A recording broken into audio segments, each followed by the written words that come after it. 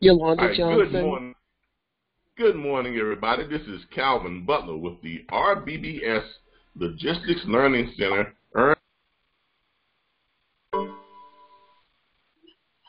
Freight Broker Training, Logistics Training, and Dispatch Training platform. The RBBS Logistics Learning Center is the sponsor and monitor and moderator for the National Dispatchers Network. That is a network of independent dispatchers. We are the largest independent network of dispatchers in the industry. We are over 1,200 dispatch firms strong as of last night. So that is a huge milestone. Imagine 1,200 dispatch firms all working together on the same platform to help find carriers the type of freight that they need. That is what we do. All right, today we are here, and I'm going to go through our roll call here real quick. I'm going to unmute everybody real quick so we can do our little roll call and kind of recognize people who have joined us today. Let's go ahead and get on here today and recognize the people who have joined us today. So let's. Good morning, all. I want to welcome Mr. German to the platform today. Thank you for joining us.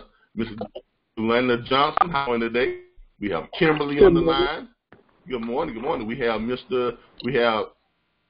that Althon, Karen Althon? Athan, thank you. Yep. I'm a little dyslexic this morning. We have Brianna. Thank you for joining us today, Brianna. We have Al. Hey, Al, what's going on? We have Andrea, or Andre. How you doing? And we have a couple of anonymous. I don't know who the anonymous are, but glad you all joined us anyway. We have someone from the 562 area code. Thank you for joining us as well. And we have Mr. Kenan Moore. Hey, Mr. Moore, how you doing? Mr. Kenan Moore's been doing some big things with them load boards. In case y'all didn't notice, matter of fact, we're gonna be going over some of his stuff today. We also have Miss Gwen Hubbard. Hey, Miss Hubbard, how you doing? Nice for joining us. We have Kim in the house. We have Miss Lanier Thomas, Nisha Clay, and of course we have the infamous Charles Mundy. He'll be popping in and out. And we have Yolanda Johnson. Thank you for joining us. And we have a lot more people who are coming on. In case I forgot anybody, I apologize. I'm just getting my coffee in my system. So, but give me a moment and we'll get geared up here to what we're supposed to. All right. Give me a second here, everybody. The recording has started. All right, let's go ahead and get everybody muted real quick so we can go ahead and get started here.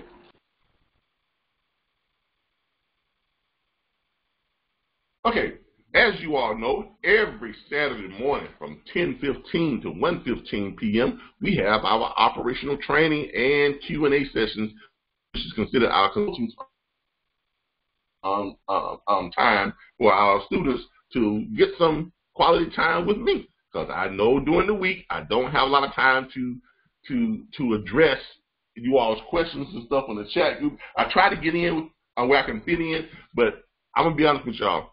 My weeks now are just so busy that I can barely maintain. I'm probably gonna have to start hiring some help here pretty soon. But my weeks are so full with answering recruitment calls, updating the websites, trying to get this load board ready before the first of the year. That has to be a larger undertaking than I first anticipated. But I am getting near to the point where I'm going to be able to release it to my partners for them to review, and then once they give the final critique of it and let me know what changes we should probably make, or we discuss what we need to do on it, then we will release it, and we should have it ready by the first of the year. But that is coming along great. It is going to be a great looking site. It is coming along great. We are also doing some upgrades to our main site. As you all can see here, this is our main site. You can get it at mydispatcher.org. Again, that is mydispatcher.org. That is our main site. So as y'all can see, we did make some upgrades to it, and we're continually making upgrades to it, and I'm getting ready to announce right here, right now, that we're getting ready to make a major upgrade to the site. Here's what I want everybody to do. I need everybody to, in the back office site or in your message center, where you sent in your, all of y'all should have gotten an email. If you haven't gotten it yet, you will be getting it this, where we're going to be sending out an email to everyone who is a member of the National Network of Dispatchers. We're going to be sending out a message to you all from our Square account and from our back office site. What we're going to be asking you all to do, we're going to be asking you all to submit your website address. Because remember, each of you are your own independent dispatchers. I know all of you don't have a website, but I noticed that some members of our network are doing some great things behind the scenes. Matter of fact, let's go ahead and pull that up right now. So y'all, we got some members who are doing some great things behind the scenes. Let me go to our chat group and pull up some of the stuff here. It's running so slow this morning. There we go. All right, go to Messenger. Mr. Justin and Charles Mundy and some other members. This thing's running really slow. I don't know why it's running so slow. I'm supposed to have all this high-speed internet, and it's just taking its time. Don't like it when it does that. All right. Give me a second. There we go. All right. In our private chat group, we also introduced a test phase for our back office chat that we have directly onto the site, and we're going to go over that too today as well. And we're also going to go over how to find carriers, okay? Because I got a lot of calls, okay, more than normal from new students wanting to know how to find carriers, okay? And we're going to go over that today on how to find the carriers. But first of all, let's go over this right here. Justin, one of our members over at his company is JRS Logistics, okay? He is doing web design. He is doing web design specifically for, not just web design in general. His web design, his web development and marketing is geared towards the logistics industry. Okay, this is his website here that he is doing this web design for. So what I want everybody to do is this, because we were in the process of getting you all implemented into our directory page. We're going to be doing a directory page, and on that directory page, when you see where it says "Who are we?" when we go over to that page, and we view our the directory of the dispatchers of all the. Right now, when you all go to it, it basically just gives you a list of. It just gives you a list. It gives you the extension with the name or the name of the company. That's all it has right now, okay? But what we're going to be doing is this. Matter of fact, let me get off this right now. Let me get out of this and show you what we're going to be doing. I've already done it with a couple of you all just to show you all how this would work. And we're going to be changing this format. This format is going to change from this, and it's going to go to a Rolodex style, just like we do with our load boards. If you like that Rolodex, this format is going to change from what we currently have here. It is going to be converted over to a Rolodex style, but it's going to be a completely new page on our site. It's going to be the dispatch firm directory, okay, or our network directory. And when you go to it, you're going to have a Rolodex style of layout. And as you click on each part of it and it rotates around, it's going to pull up each one of you all's, the image that we have for your company or for you. And then all you're going to have to do is just click on it, and it's going to take you directly. It's going to take whoever is visiting your carrier who are looking at it. They're going to be able to click on your name or click on your directory page, and it's going to go directly to your website. Okay? And this should be able to make you all a lot more marketable. Now, if you don't have a website, contact Justin. Okay? He is giving you all some big discounts to for him to do you all's website, but he's only doing that for our network. He has a totally different price structure for people who are outside of our network. But if you are part of our network, if you're part of the network of the national network of independent dispatchers, Justin will go to work for you and get your website professionally designed for you. Okay.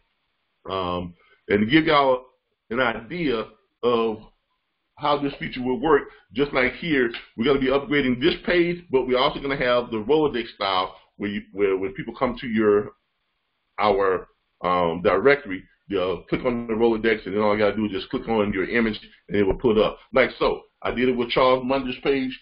If you notice here, now we have him on the website. If you just go and you click on his name or his company, it's going to go directly to his website. So this is the way you all will be presented on our page from here on out.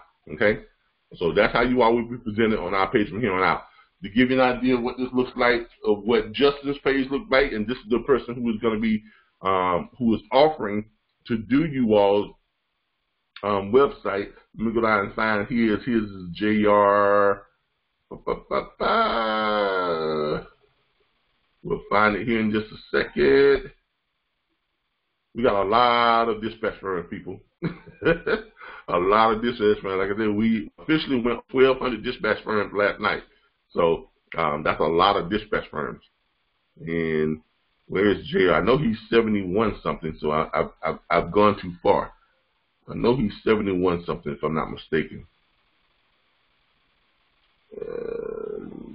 Where is he at? JR, where are you, JR?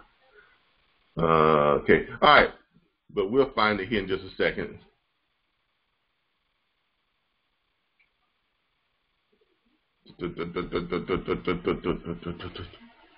I'm looking for, I can't find him. When I don't need him, he's right there in my face. That's normally how it works, right? But this is how you all are going to be placed onto our dispatcher directory once we get everybody in. So what I need everybody to do is you're going to be receiving a message from our back office site asking you to submit your website address. Okay, and if you have an image, of the I can see anything other than Calvin. Are you sharing? You know what? I am not sharing my screen. I do apologize, everybody. Matter of fact, thank you all for that. I forgot to.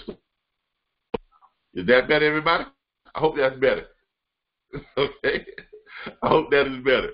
I am so sorry. Okay. I am so sorry. I hope that is much better there. All right. Now that we're sharing our screen, let me go back and let you all see what we went over, because I wasn't sharing my screen. Okay. As I was saying, we are going to be adding you all to a new directory. Okay. Our directory now, the way it exists now, the way our directory exists now on our Who Are We page, this is what it looks like. Okay, so when you come down here and you send someone over to our national network page and a carrier is looking at this, they basically would just have to scroll down, find your name, find your extension and then call the toll-free number and then put in your extension. We're going to be upgrading that. We're going to be upgrading that. We're going to be upgrading it to the point to where when they come down here, even when they come here, you're going to have 2 pages that are going to display the directory. You're going to have this page, which eventually we're going to phase this page out. And then we're going to have a Rolodex style page, just like our back office site where we have our load boards and our tools and resources. So when someone wants to look at the dispatchers who are within our network, they can either come here, and instead of just seeing your name, they'll be able to click on your name, as we've done here with Charles Mundy's site. They'll be able to click on your name or your company name, and it will take them directly to your website. Okay? So it will take them directly to your website. This is Charles Mundy's website. Then you can go directly to your website. That way they have direct access to your marketing and your branding. Okay? Because we want to start branding you all more as individual companies as well as a part of the network. Okay? So we're going to have this where you all are going to be a lot more marketable, and your branding is going to be more surgically fine-tuned. That's a good word. That's a good way of saying it. So you're going to be able to now to create your own branding, and we will connect that with your directory page on a national dispatcher site. All right. If you don't have a website already, one of our members, Justin over at JR Logistics, he does web design, and here he is right here. JR Logistics, he does web design for the logistics industry. If you want to see what his work looks like, this is his page. He will be able to design you a professionally designed website, and he is giving our members, our networks, a huge discount for his services. So if you're looking to get a professionally designed website, he will be able to do that for you all, and you all can connect with him through our back office site, or you can connect with him on our page. His extension looks like it is 7116. Okay, his extension is 7116. Okay, so 7116. That is his extension. If you call the toll-free number 866-973-6445 and hit extension 7116, they'll take you over to him. You can talk about designing your website, okay, or your web page, and we will connect it on here. We're going to be sending out the messages to you all. If you haven't received it yet, you will be receiving them this week, okay? We're going to get all the messages out to all 1,200 dispatch firms. We're going to send it out through our Square account. That way we can send it out to everyone, and you all would just respond back with your website address if you have one, okay, and the image you want to use for your Rolodex on your directory. Lanier Thomas says sip coffee. Yeah, I do need to sip some coffee. I was running kind of slow there. Lanier Thomas says obtaining a website. How would that work after we were to leave the network? It's your website. if you leave the network, your website is still your website. Now, you never really leave our network. Let me make that clear. You never really leave our network. You may branch off and start doing more of your own thing, but our network will still have you listed. Because everybody that comes into that network, they are going to stay listed on our page. And this is going to help you even more. Because if you have your own website, because remember, your website is not our website, it's yours. Just like you all don't work for us, you work for yourself. In fact, we work for you.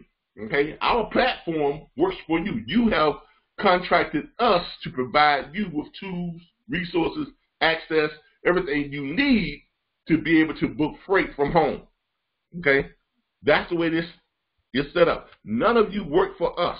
Okay? Everybody, for those of you who are thinking about joining our platform, the RBBS Logistics Learning Center does not hire anyone. Okay? That's not what we do. Okay? We provide you with all the tools, resources, access to load boards, to the SIT code sites to find all the shippers, everything you need. We provide you with scripts, back office site, a directory, everything you need to be able to book freight on your own and to be able to book freight from home, legally book freight from home. Okay, that's what we do. Okay, so the answer to that question, Ms. Thomas, is this is actually going to help you to become more independent. Why? Because if someone comes to our network and they're looking for you, right, they're going to get a lot more than just your name, your company name, and your extension. They're going to be able to click onto it, and in the future, we're working with Skype and some other types of systems. We're trying to see which ones we want to use that would better suit our platform. We are working with companies like Skype and something called Internet Dialer and some other things, to where they can click on your they'll in your Rolodex. When they click on, it's gonna give them some options of where they can actually click on your website and go directly to your site, or they can call you, or they can video conference call you. These are some of the things that we are working on to have integrated within our site. Okay, so this is going to give you a lot more independence, and it's going to allow you to do a lot more. Rick Allen, why are you requesting to get remote control over my keyboard? That is not going to happen. Okay, let me make sure we let you know that right now, Mr. Allen. Hey, my mistake, man. I'm just trying to get you on. Hey, my mistake. I'm just trying to get you on my laptop. I got you. My mistake. This technology, I'm a little slow. I'm not mad, man. I'm pushing a whole lot of buttons right now. Okay. You're pushing buttons. I didn't nothing like that. My bad. I'm on this end. I think you trying to see what my bank account password is. No. Every time I'm going to write this down so I can get it solid. Every week I go through this. But I didn't mean nothing by that. My bad. Okay. All right, no problem. All right. No problem. All right. But this is going to allow you all to be more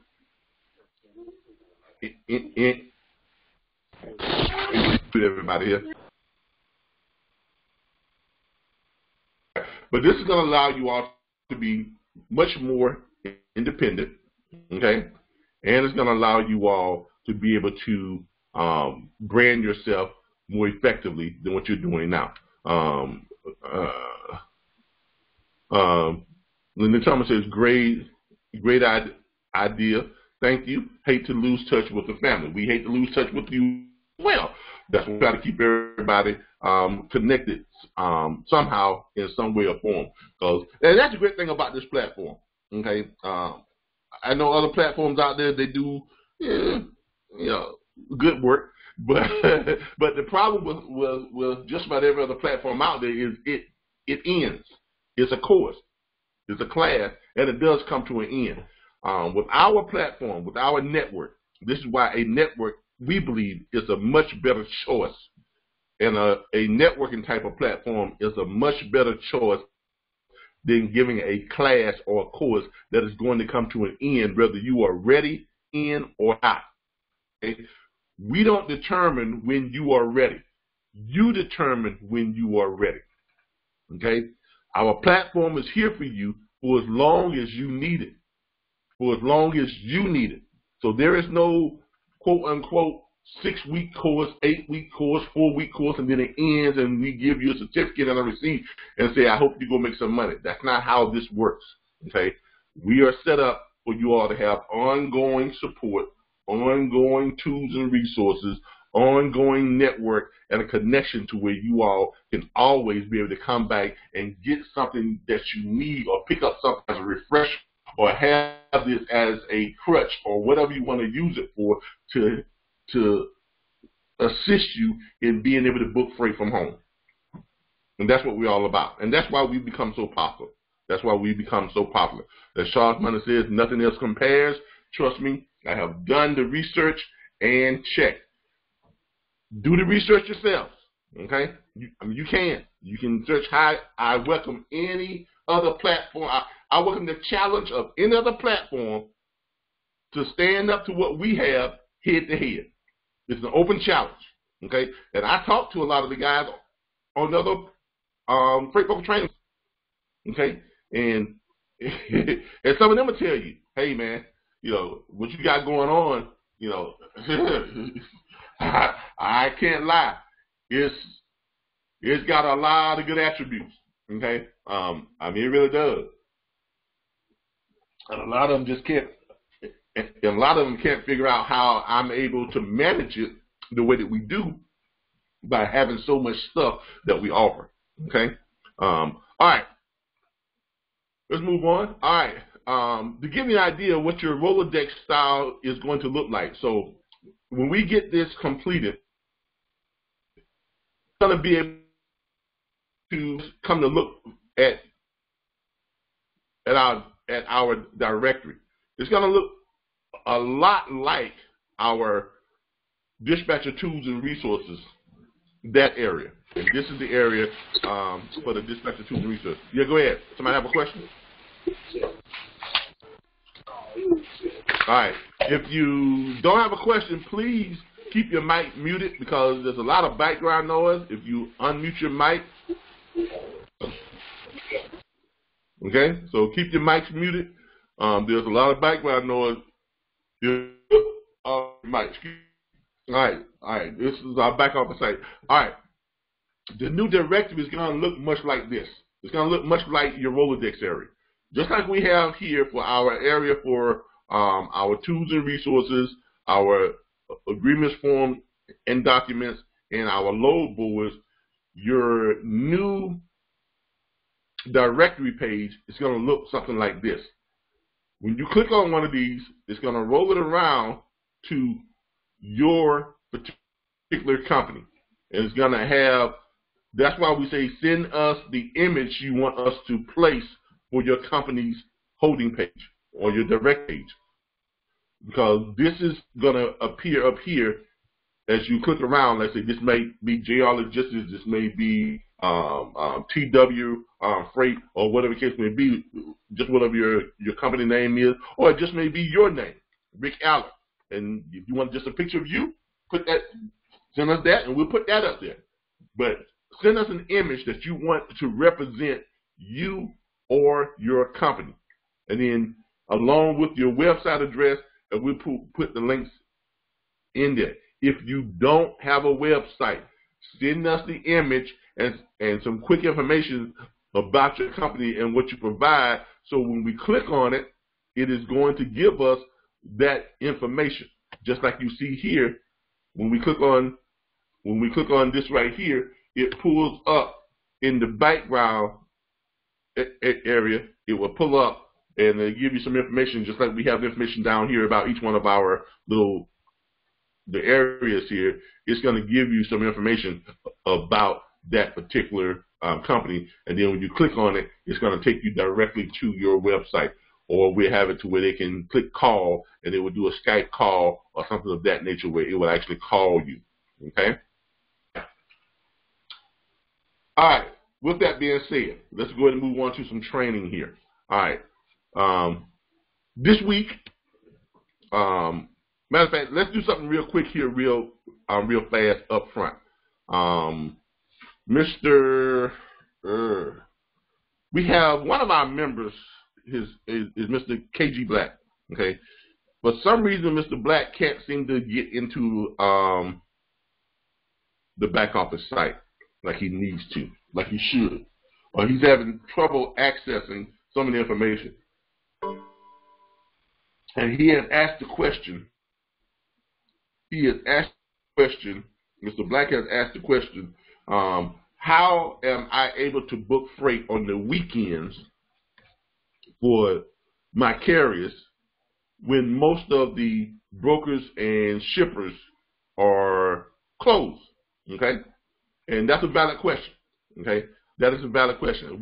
We did go over that last training, but apparently I guess he wasn't able to pull that up and get it, effective. So I'm putting it at the beginning of today's training. So when I send him the video, he'll be able to immediately be able to go to it within the first 20 minutes of the video. Okay, so that's why we're doing this now. But his question was, now that you're back in business, will you please tell me how you are able to book freight on the weekends when most brokers, etc., are off? All right, let's go over that.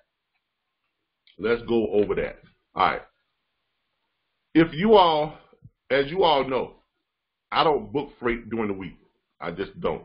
I got too many things open here. I don't book freight during the week. That's not what I do. Okay, I don't book freight during the week because, for one thing, I don't have time. So, and I only book granted, I only book freight for about 3 carriers. Okay, that's all I book freight for. I can't spare time to try to book freight for 15, 20, 30, 40, 60 carriers. Definitely not the 317 carriers that we have on the contract.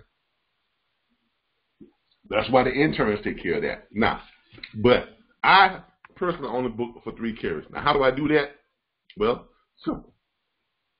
On Friday evenings, okay, Friday at from about 3 to 5, okay, is when I start looking for freight.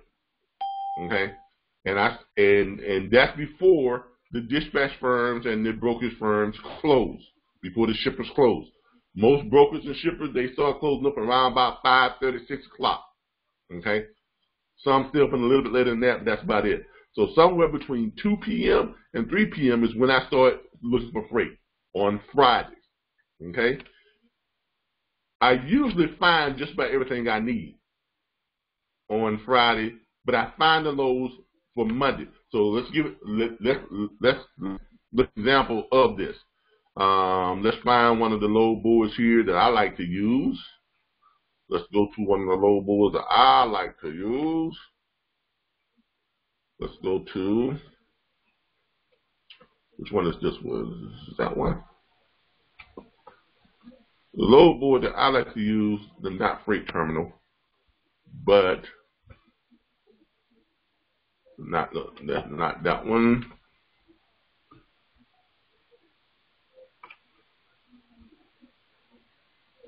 Direct freight. I like direct freight. And I like the new load board too that we got to Lane Honey. I like Lane Honey. I've been using Lane Honey lately, and I really, really like it. But let's go to direct freight. Okay. Let's go to direct freight and let's check it out and show you all how I'm able to book freight in advance. Now, granted, yes, I do have some dedicated freight. Oh, we're going to go over the seasonal change here too and how you all can benefit from that. All right. I think I'm already logged in. Should be. All right. I'm going to be looking for freight. Let's say if I've got a carrier and that carrier is in California. That carrier is in California, right? And let's just say I'm trying to find him something leaving out of California. What I'm going to do is I'm going to go in here and I'm going to put in the date. If today is Friday or Saturday, if this was Friday afternoon, I will go in here and I'll look for something that leaves out on Monday. Okay? So I'm going to go look for something that's leaving out on the 29th, right? That's what I'm going to, but that's the date that I want to search for freight that's leaving out. All right? So if I'm looking for freight that's leaving out on Monday, okay? Next thing I'm going to do, I'm going to click the rate, the pay rate. Why? Because I want to find the highest paying freight. So I click the pay rate. There it is, okay? That's everything that's leaving out on Monday, leaving out of California, and I've got the highest paying freight pulled up first. All right? So now what I do is I go through here and I look at the stuff. Now remember, this is Friday. This is Friday between 2 p.m. and 5:30, 6 o'clock. Okay? So the brokers are open. They're open. Okay?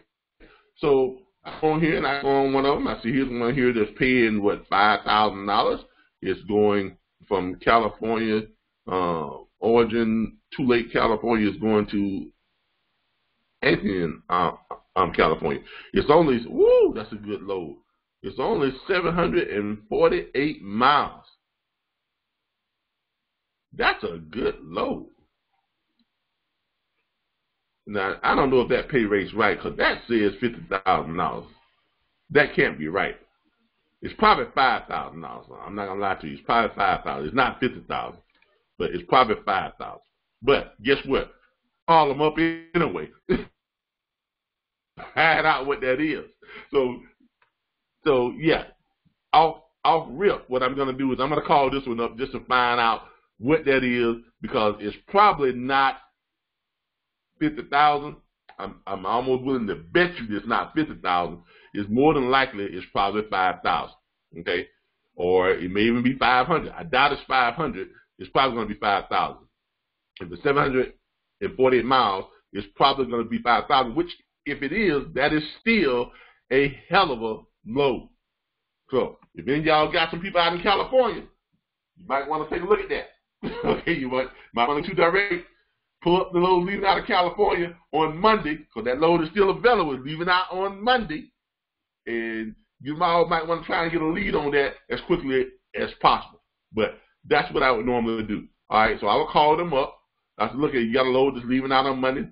I got a carrier that wants that load, whatever the case may be. I get the information on it, verify the information that it is paying, the kind of money that they say it's paying, or whatever the case may be. But then I'll go ahead and put that load down as one of the prospective loads. All right. The next load I will look at is the one that's paying the next highest money. Here's one that's from California to Miami. Now that's 3,069 miles. Okay. But it is paying $6,500. So that's still more than what, $250? Somebody want to do some quick calculations on that? $6,500 for 3,069 miles. We know it's more than $2 per mile. It's probably $250, somewhere around $230. I'm getting $212, Mr. Calvin. So that's $212. That's $212 per mile. Okay. Now, if you got a team truck, they may run that. That's not great money for a team, but it is decent. It's okay. Okay. If you got a single driver, and if the load does not have to be there at a certain time, or it gives enough time that the load has to be delivered, that would be a pretty good deal for a single driver. Okay. If you've got enough time to make the run. Because remember, that's 3,000 miles. Okay. That's probably going to take, you're only going to be able to drive, if you're a single driver, 600, 650 miles tops per driving shift. So that's going to take you what?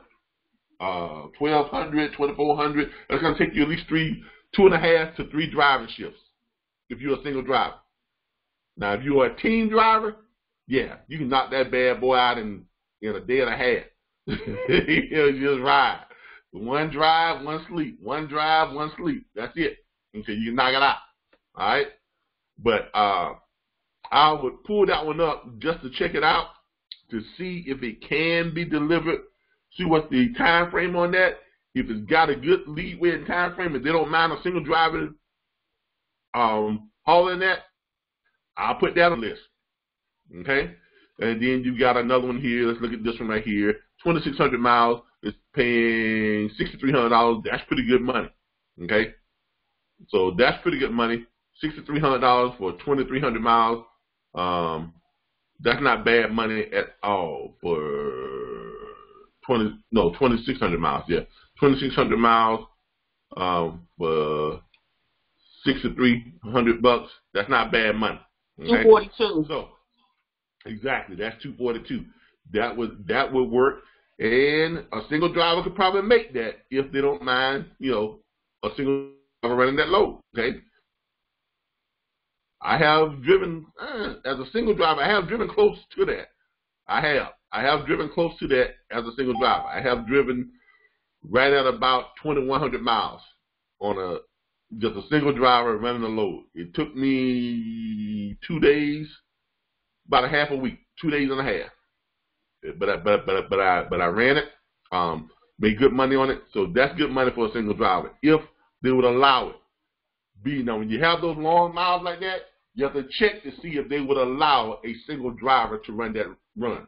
Okay, so they may have a time restraint on when that load has to be dropped. You understand? All right. So it's Friday. I'm booking freight for Monday. You see how that's working? It's Friday. I'm booking freight for Monday. I try to find as many loads as possible. And there's a lot of loads on here that's paying good money, as you all can see. Here's a load that's going 831 miles and it's paying $2,800. That's good money. Okay?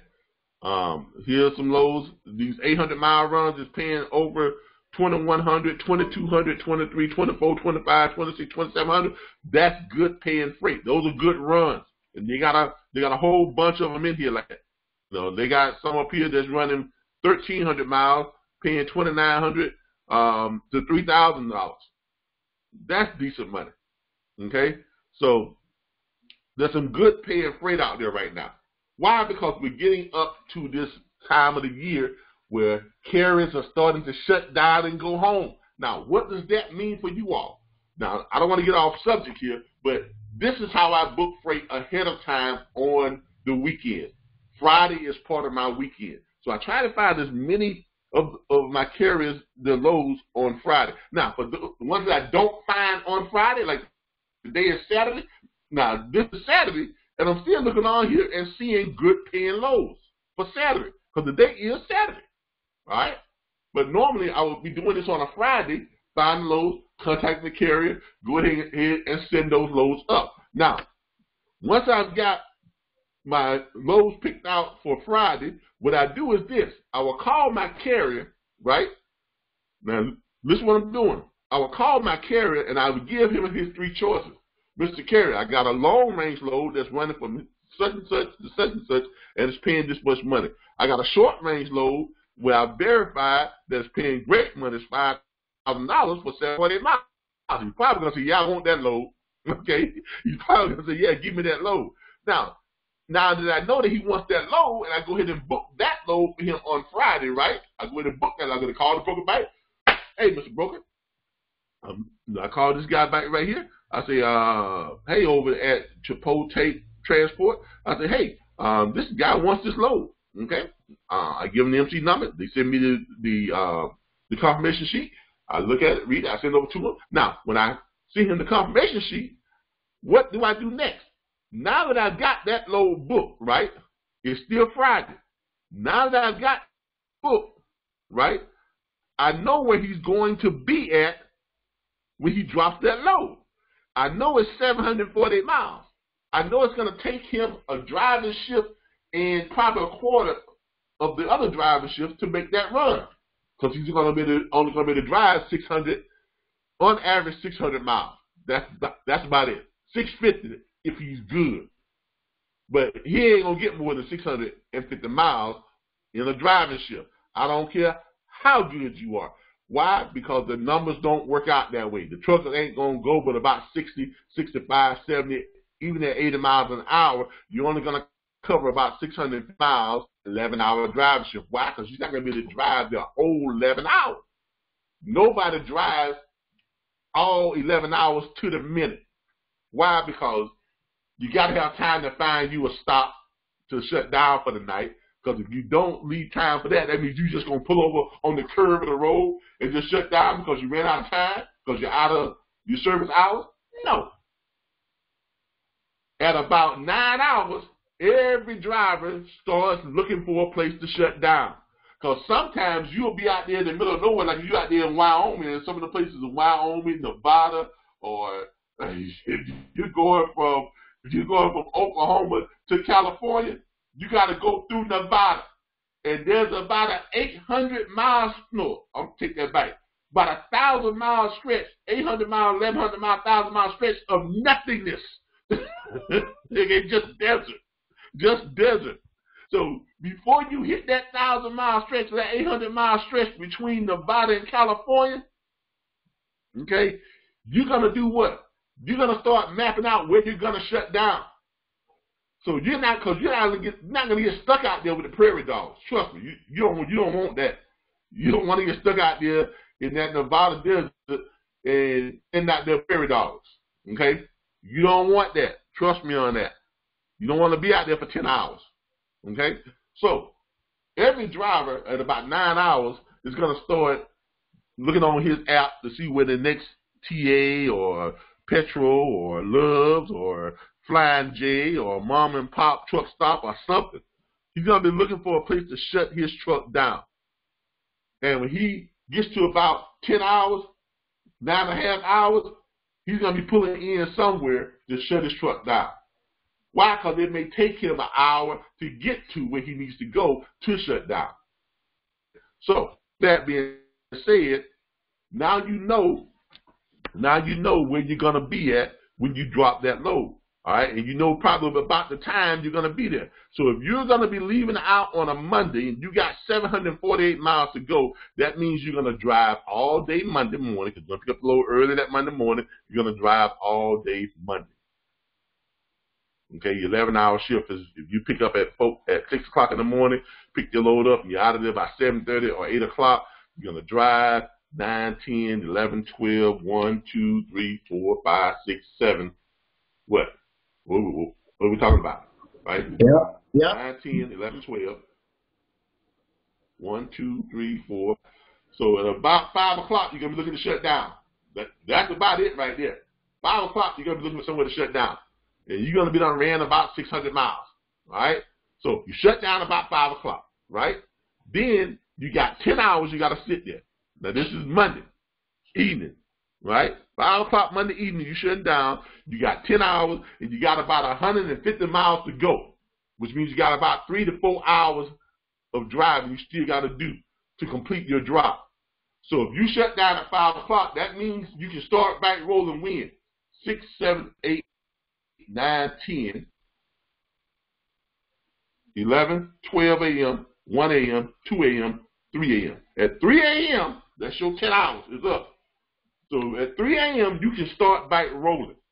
You can get on up, get your stuff together, start getting up about 1 o'clock that morning, getting yourself together, going into the TA or whatever, getting yourself some quick breakfast real quick, get your shower, whatever you're going to do, get to the gas lane, fuel your truck up, bam. 3 a.m., you're on the road, right? So you got about 4 hours to drive. So 3, 4, 5, 6, 7 a.m. You pretty much calculate that he's going to be ready to grab another load between what? Because it's going to take him about, unless it's a drop in the hook, it's got to be unloaded. That may take an hour, sometimes 2 hours. Sometimes it does take longer, but I try not to allot for more than 2 hours. Okay? So from 7 to 8, 8 to 9, so definitely by 10 o'clock, he should be ready to grab another load. But why? Because when he's in there, when he pulls in, he's going to shut his clock off, and he's going to go into his sleeper while he's waiting to be unloaded. Right? Every good driver knows when you pull in, you click that clock off, you go in your sleeper. I always put it in sleeper. I don't put it on off duty, I put it in sleeper. Why? Because that gives you that rollover time that you can use at the end of the week. Because a lot of guys run on those rollover hours. Okay, I ran on those rollover hours for a whole week because of all the little sleeper times that I shut down during the week when I'm stopped. You see what I'm saying? So if he's a good driver, if he's been doing this for a minute, he knows that he's gonna cut his clock off and go into sleeper. He's gonna put himself in sleeper while he's waiting to be loaded. And by the time 10 o'clock rolls around, he's got a couple of hours extra that he can tack on to his time that he can run. So now, you as a dispatcher should know this. You as a dispatcher should know, all right, so my guy's going to be ready when? Tuesday morning at 10 a.m. for another load. So what am I doing now? Now I am doing what? Anybody can tell me what I'm doing now? Can anybody tell me what I'm going to do now? There's Tuesday. Exactly. I'm going to go and look for a load leaving out on Tuesday. From where? From where he's dropping off at. Right? So if his drop off, if we look at his is Anaheim, California, right? That's his destination, right? If that's his destination, we're going to go in here and we're going to put in his origination is going to be there.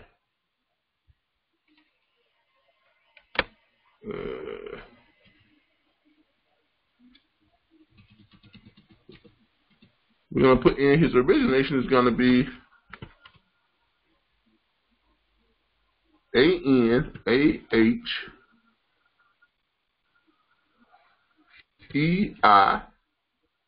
Am I spelling this right? E-A-N-A-H-E-I. You copied it right, Calvin. It was correct. I know. So why didn't it pull up? You may select one up to California. Yeah, okay. It's not going to let me do the what's called it. It's going to let me do the California, and then I'm going to have to do Anaheim. Anybody see Anaheim in here? So I'm trying to hold up.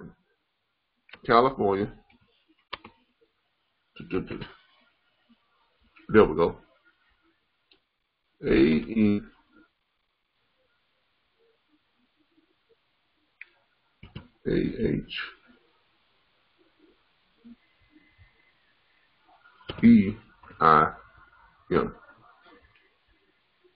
Why does it not want to pull up my Anaheim?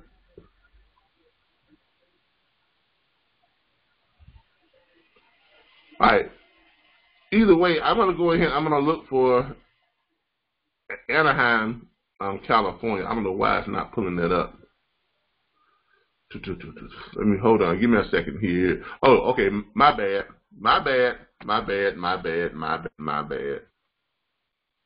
The origination, city, origin city or state. All right. So why is it not pulling up? That is the city, right? The city is Anaheim. So if that's the origin city, why is it not pulling that up when I put it in there?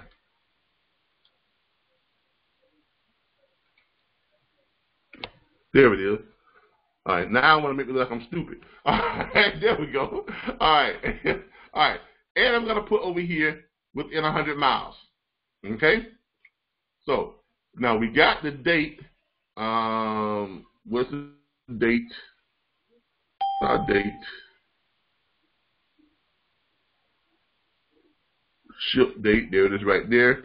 And we're looking for Tuesday, October the 30th. All right. Go and research. All right. So now, because I know where he's leaving, I know where he's going to be at, all I do now is go in and search for where he's going to be at to stuff leaving out. Now, I may call him and say, hey, you know, is there a specific area you want to go to? He may say, nah, just find me something good, leaving out of there, going about anywhere. Okay, all right, great. All right, I go ahead. Now, I'm looking at this. Same thing again. What do we do first? Click the rate, right? The pay rate. What does it do? It pulls up the pay rate. Now, granted, you're going to have fewer choices now. Why? Because you're giving more of a pinpoint. And you're going further out into the week. So a lot of the stuff is not going to be available to you just yet, because as it gets closer to that date of origination, you're going to have more stuff to choose from. Now, also remember, you got 100 load boards that we give you access to, too. So you don't have to stick to just this one board. You got, you know, a whole slew of load boards that you can go to find a load leaving out of Anaheim, California on Tuesday. Okay, so you don't have to stick to just this one load board. So if you're finding, you know, 3 or 4 decent loads here, you're probably going to find 3 or 4 decent loads on another load board, and 3 or 4 decent loads on another load board, and 3 or 4 decent loads on another load board. So make use of your tools and resources. Make use of your load boards. Okay? So now, all you got to do now is what? Find a load, right? Pay rate is this. That's going where? 754 miles, right? It's going from Fullerton, which is 4 miles outside of Anaheim, which is great, right? Because he can now run, he can just jump right over from where he dropped off at and go 4 miles and pick up. That's probably going to be his ideal pickup right there, all right? And it's paying $1,700. Anybody want to calculate that? That's pretty good money. That's pretty good money. Okay? That should be almost $3 per mile, if I'm not mistaken. 754, $1,707. That'd be close to about at least two something. It's more than $250, I can tell you that much. Okay? So that's going to give you some, that's probably a pretty good load right there. All right? So now, 226. all right, there you go. Well, 226, you know, my math is off this morning, but still, it's a decent run. And then you got this one right here, which is going 1,087 miles. It's only paying now that. I don't know what they trying to do with that $800 for 1,087 miles. I don't know what that is. That's got to be a power. Yeah, okay, that's a power only. Okay, that's not bad for a power only, but still. Okay, you got 104 miles, right? That's paying $699. Okay, 304 miles, $699. Okay, that's a little over $2 a mile right there. Then you got 1272.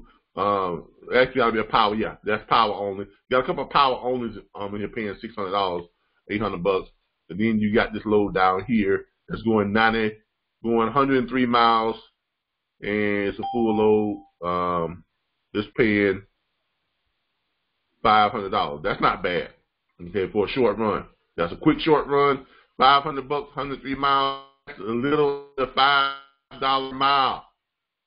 Okay, that's like 4 something per mile. Here's another one. That's a short run, going 89 miles. Yeah, it's 89 miles. That's the trip miles. Now it's an 88-mile deadhead to go pick up the load. So you gotta add those two to get your full Okay, so roughly just shy of 200 miles, right?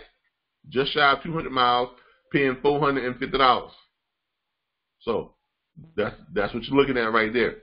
Here's one that's 23 miles from your It's a 19-mile run going to Los Angeles. It's paying $250. Okay, if you want to, now you can double them up on some quick short runs like that. 19 miles. You got 23 miles and 19 miles. That's about 40 miles. Still paying $250. That's a good short run. And when you got short runs like that, you may want to call that broker and ask them, is that a sub-dedicated run? If you say, and the broker don't know what sub-dedicated run is, he should know. Asking, does that load run all the time, multiple times during the day? Because if it does, that's a gold mine. Usually when you see short runs like that, 19 miles,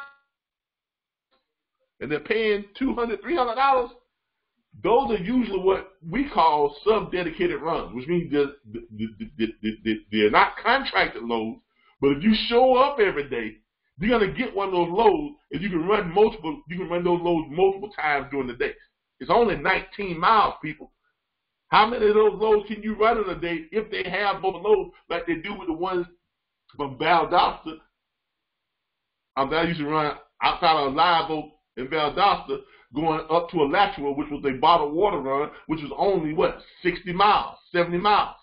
It was a 70-mile run. It was paying $650, $675. I used to run that load all the time.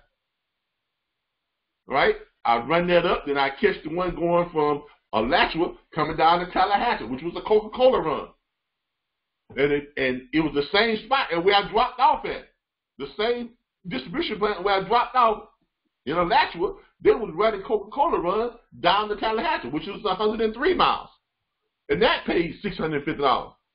So I run both those runs from Valdosta, from Live Oak to Alachua to Tallahassee, and then Tallahassee is on the what? 35 miles. So I did head from Tallahassee where? Back up to Live Oak and start all over again. I ran that same route for about 3 months. Why? Because they had loads leaving out of Live Oak all day long. Picking up in Live Oak from 4 a.m. until 5:30 p.m.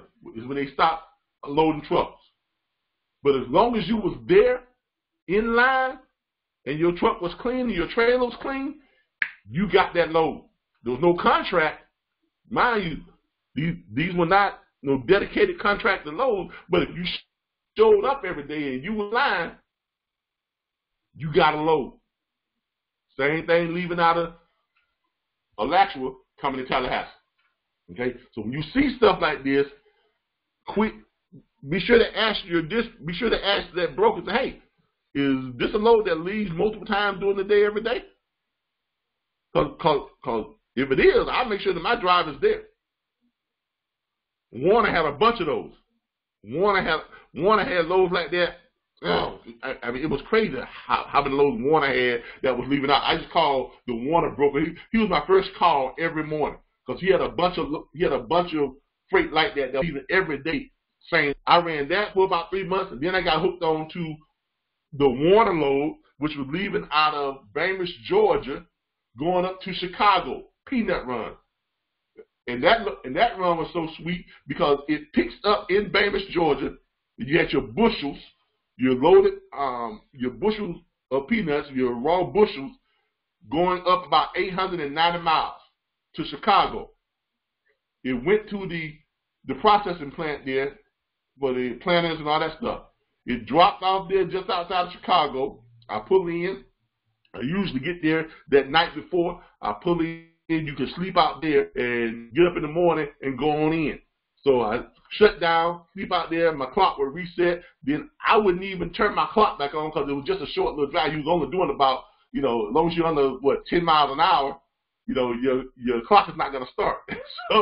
So when I get up in the morning, I creep up to the line, get on the weight scale, pull on in, go in there, and I'm still in sleeper. I never even got out of sleeper. I'm still in sleeper. Pull in, back up, they unload me. When they unload me, guess what? I still stay in sleeper. I creep back out to the front gate, right? Get back in line, go up to the thing and say, hey, I'm going to pick up a load going back where? To Bainbridge, Georgia. It was just that sweet of a run. And it paid like $24.50 going up and $28.50 coming back down. So that means I got 3 loads a week.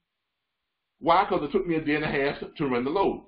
So I ran a load up, a load down, and a load back up. The next week, I ran a load down, a load up, and a load back down. $24.50 going up, $28.50 coming back down. $24 back up. The next week, $28.50 coming back down, $24.50 going back up, $28.50 coming back down. Okay? That was called a sub-dedicated run. It was not contracted, but as long as I was in line, I got the load. Okay? And that was sub-dedicated both ways. Same pickup point, same drop-off point. Take the bushels up, bring the can and the bottle planters ready for the stores back down. Okay? Quiz your brokers when you call them when you see stuff like this. Normally, when you see short runs like that, paying good money, 19 miles, 20 miles, 50 miles, 70 miles, those are sub-dedicated runs. They run those multiple times a day. And that 19-mile run, you can set your driver up on that bad boy. Come on, really? Really? 19 miles? Anybody want to care to guess how many runs you can make in a day on 19 miles at 11-hour driving shifts? Come on, give yourself about an hour, or even if you gave yourself 2 hours on your load and unload time, you can still run what, about 3 of them a day. Easy. You can easily run 3 of them a day. $250 a run. Oh, now that's good money for a carry. Every single day? Yeah. All right. All right. So I go ahead and book that load, right? That's your load going up. That's your load coming back, whatever the case may be. Now, if I know where he's coming back to, guess what I do now? Anybody want to care to guess what I'm doing now? Same doggone thing. I just go in here and look for it. And it's still Friday. It's still Friday, right? Because it's not taking me 3 hours to do this. It's not. It's not taking me 3 hours. This is still Friday. So I'm still able to call and talk to the what? The brokers and book the load. Now, for the ones that don't get booked on Friday, what I do is on Saturday and Sunday, I take some time off, maybe an hour or two, whatever it may be, and look for some freight that's leaving out on Wednesday. Or most of the only freight that I'm really looking for on Saturdays and Sunday is probably my end of the week load, which is that fourth load, which is usually a back haul coming back to his home location. Okay, so if I'm looking for that, that's probably going to be a Wednesday or a Thursday run. Okay, so I'm probably going to wind up looking for a Thursday run all the way out to a Thursday. So if I go in, let's say he done came back to, let's just put in somewhere. Let's say he done found his way back to, and I'm just using this as an example. Let's say he's found his way back to Georgia. And I'm looking for a Thursday run leaving out of Georgia, and he wants to go to Alabama, because Alabama is his home, Now, if I do that, now that may become a little bit more difficult on that end of the week run. But I've got his other runs already booked out. So I'm looking for a load that's leaving out on Thursday. Okay, let's pick it up on Thursday, heading from Georgia back to Alabama. All right, so I'm here and we find Thursday, which is going to be the 1st. We find that, we click search. And remember, I put 25 miles, within 25 miles of Alabama. Okay? Not very many loads, because I'm so far out. I will check the load board. If I can't find anything there, guess what? On Sunday, guess what? I'm looking for that last load again on Sunday. If I can't find anything on Sunday, that's why I said from Friday, from 2 to 3, starting from 2 to 3 up to 5:30, through Saturday, Sunday, and the morning. Why? Because Monday morning, I'm definitely going to be able to find that. You understand what I'm saying? So my last load search is going to be on Monday morning. Probably early Monday morning. I'm getting to see if I can find that last load for him. Find it. Bam. I'm done. I do that for all 3 carriers. I'm done for the week. I'm done. That's how you go ahead and pre-book your loads over the weekend, even though your brokers and shippers are closed on Saturdays and Sundays. Did everybody get that? Does everybody understand how it works? If you get that, understand how that works, give me a little thumbs up, or hey, yeah, I got it, great work, whatever the case may be. If you have questions about it, shoot me some questions. Over the course of the weekend. Does anybody have a question on that? No. I hear some mics open, so okay. I was hearing some mics open. I wanted to make sure everybody got it. If you had some questions on it, but that's how you pre-book your loads over the weekends. Okay, if you want to do that, it takes a little bit of, you gotta something about how drivers drive.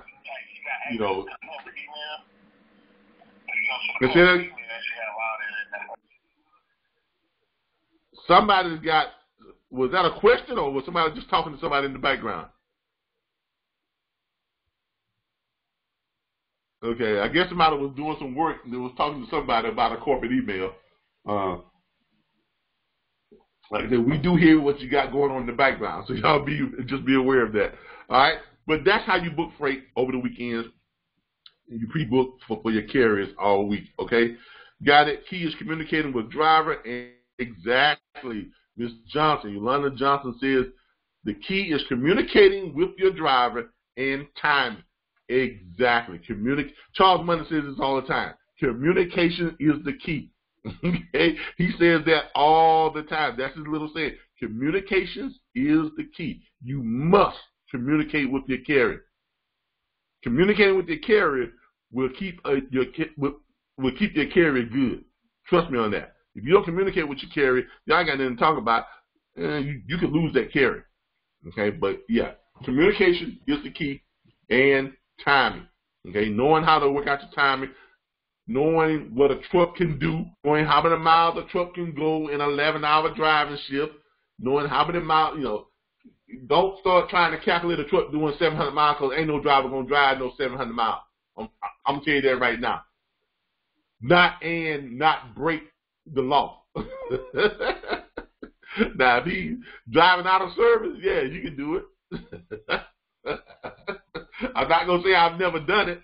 Hey, I dropped my load and I was 70 miles from home and I was out of time. There was some time I said, you know what? Shut that clock off, let's go home. I'm not going to say I'm not going to say it's never been done because it has been. All right? But I don't drive no more, so I ain't got to worry about it. All right? Okay. But that's how you do that. All right? Now, our next bit of thing that we need to go over today is we need to go over, what do we need to go over? Oh, yeah. I know we need to go over. We need to go over how to find carriers. Okay? Because we got a lot of inquiries this week on how to find carriers, okay? Where to find carriers, all right? One of the best places to find carriers, let's get out of this. All right, one of the best places to find carriers, I'm going to tell y'all this right now. This right here. If y'all notice, we added this to the site last week, Quick Transport Solutions. Okay? Quick Transport Solutions. That's in your load board area there. Okay? You're going to go ahead and click on it. All right. If you're looking for carriers, now we were using Trucker's Path, and I had shown y'all how to do 1, 2, 3. Even though we don't have 1, 2, 3 as part of our tools and resources anymore. But 1, 2, 3 is also a good place to find carriers. But I'm gonna tell you this right here. This right here is probably the best so far. Okay. Now this site has a lot of stuff in it. This load board site, this site right here has a lot of stuff in it. I like this site, but you got to play with it. You got to get in here. You got to play with it. You got to click around. You really got to play with this site to really learn how to navigate it. I spent about an hour and a half day before yesterday on this site, working with one of the new people who had called me up, and he got through to me, and he called me up, and we spent about an hour and a half going through this site because he was trying to find carriers, and I was going to help him learn how to find carriers. And we logged on to this site right here, and we spent about an hour and a half just going through it because it can be kind of confusing because it has so much stuff. But if you want to find carriers, this is the quickest and best way for you to do it. Go over. Don't go to where it says trucking companies. Don't do that. Okay? Don't do that. I know you to go where it says trucking company. And you'll be tempted to come down here where it says find trucks free. No, don't do that. Go over the resources. Okay, now that's what I mean. But you got to play with these things. You wouldn't think that would be the area you go to find carriers. You would think trucking companies or find trucks for free, right? No. Go over the resources. Click on resources. When you get to the resources page, this red strip over here, this is where you go to find carriers, okay? Search trucking companies. You can click that. You can click find load/trucks. But the search trucking company is going to be your best bet. You click on that bad boy right there and watch what happens. Ha-ha! Let's search trucking companies. And you get to put them up by state, by city, by company name, by the number of trucks. Now, this is what I like right here. Why? Because you can go in here, you can click this bad boy and say, okay, I want to pull up 1 to 5 trucks. Why do you want to stick to 1 to 5 trucks? Because remember, smaller trucking companies is going to be your best, is going to give you your best percentages signing on with you. Okay? If you're looking for carriers that has 1 to 5 trucks, you've got about a 90% chance of them saying yes to your pitch. And your pitch is what? How much money do you need to move your truck? Hey, Mr. Carrier, how you doing? My name is John Smith, and I'm with the National Network of Dispatchers, and we are the largest independent dispatch firm in the country. Over 1,200 dispatch firms strong now. And we all work together to help carriers like you find the right paying freight that you want to move your truck. So I got one question for you. How much money do you need to move your truck? That's your setup. That's your setup. And then he comes back with whatever he's going to come back with. Man, what the hell are you talking about? Well, like I said, I'm with the National Network of Dispatchers, and we understand that not every carrier can move loads for the same amount of money, because you may have expenses that other carriers don't have.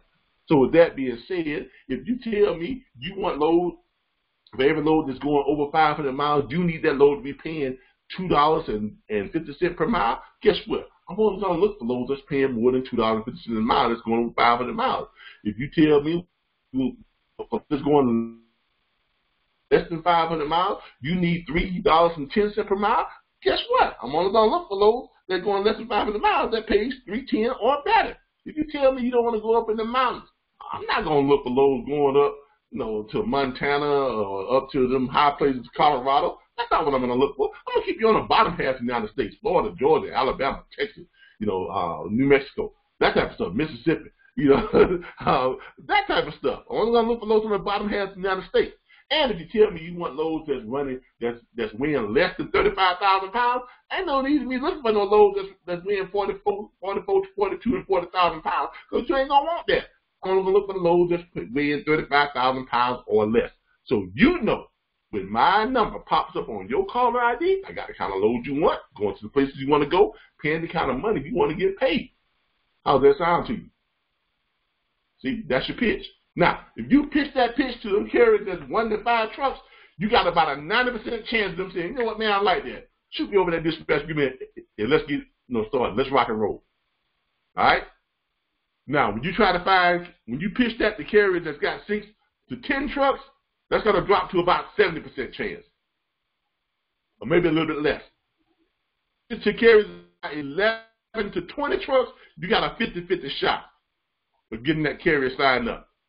21 to 50 trucks, that just dropped to about a 30% chance of you getting that carrier signed up. 50 to 100 trucks, that dropped to about a 10% chance of you getting that carrier signed up. More than 100 trucks, you just pissing in the wind. That dog ain't going to hunt. It may hunt. You may win the lottery. You may, like the person in South Carolina, become a billionaire on that one lottery hit. That might happen, but it's probably not. Okay? I'm just letting you know that's probably not going to happen. So what you want to do is you want to stick to the 1 5, no more than 6 to 10. So that gives you your higher percentage of those carriers signing up with you. Now you're probably saying, yeah, but how many carriers out there got 1 to 5 trucks? I mean, come on. I'm cutting down my numbers. It's like 6 to one hand, half dozen another. Well, let's find out. Yeah, a lot more carriers than you think it is. All right, 1 to 5 trucks, and let's just pick one state. Let's pick Alabama, the first state on the book. All right, the first state on the book, Alabama, 1 to 5 trucks. And then you can put in what type of trucks or tractors or however you want to do it. You click search, bam. What happens? It is going to pull up all the carriers in Alabama that has 1 to 5 trucks. How many carriers in Alabama has 1 to 5 trucks? Well, let's take a look at it and see here. You have 22,147 companies that have 1 to 5 trucks. How many of y'all think y'all can go through the state of Alabama and contact all them trucks? Anybody here want to challenge and say y'all can do that? Hell, in your life. And that's just Alabama. Anybody think they can contact 22,147 trucks in your lifetime? Okay? All right. My point is this. This is a hell of a resource. That's my point. If you're looking for trucks, this is probably the best place to find it. Okay? This is probably the best place because when you go through here, it's pulling up all the small trucking companies. Because one of the biggest drawbacks to finding carriers, especially if you do it on Google, you wind up running into a lot of those big mega carriers, and got no interest in talking to you. So you wind up making a whole bunch of phone calls, and it's for naught. You know, it's just wasting time. You're just blowing in the wind. But if you can pinpoint, if you can, like we do in the military, like you know, most of y'all don't know I was a team leader for a sniper platoon, and when that spotter paints that target with that laser, when they're trying to guide those missiles in, we light up a target with those lasers, with those, you see those missiles that be going around the mountains and over these and down in the valleys and around the curve, and then bam, hits his target. Well, they do that because somebody got a laser pointed on that target. Okay, this is kind of like that laser. You're lasering in on the targets you want. You don't want to just drop a bomb and hope you hit what you're going to hit. No, you want to target exactly what you want to hit, and you want to target the 1 to 5 trucks. And in the state of Alabama, in the great state of Alabama by itself, you've got over 22,000 carriers that has 1 trucks. And they start with right here, Mr. Mitchell Transport, 1 truck, 1 driver. Now you got about a 99.9% chance of signing that gentleman up. Why? Because he's 1 truck, 1 driver. Same thing with Jeter Enterprises. 1 truck, 1 driver. Same thing with DC Auto Sales and Services.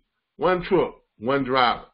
You know, these are, and that's probably a auto hauler right there. That's probably an auto transport. That's probably what that is. Auto Sales and Services. So there you go. Okay. Now, weed out, get more specific. If you want just intrastate or interstate, for those of y'all that don't know the difference, can anybody tell me what the difference between interstate and intrastate drivers? An intrastate carrier is what? Inside the state. Exactly. An intrastate carrier is a carrier that does not leave the state. An interstate carrier is a carrier that goes outside the state. Okay, so if you wanna find carriers, go outside the state, which you're probably gonna want. You're gonna click the interstate, and then you're gonna click search, and it's gonna refine your search again. Okay, and you still got, for interstate carriers, you got 5,324 results in the state of Alabama. 1 carrier, 1 to 5 trucks. Okay? That's still a lot of trucks. And these are all over the road. OTR. Okay? Chances are these are not going to be hot shots. They're not going to be, the little, box trucks and things like that to try to stay within the state.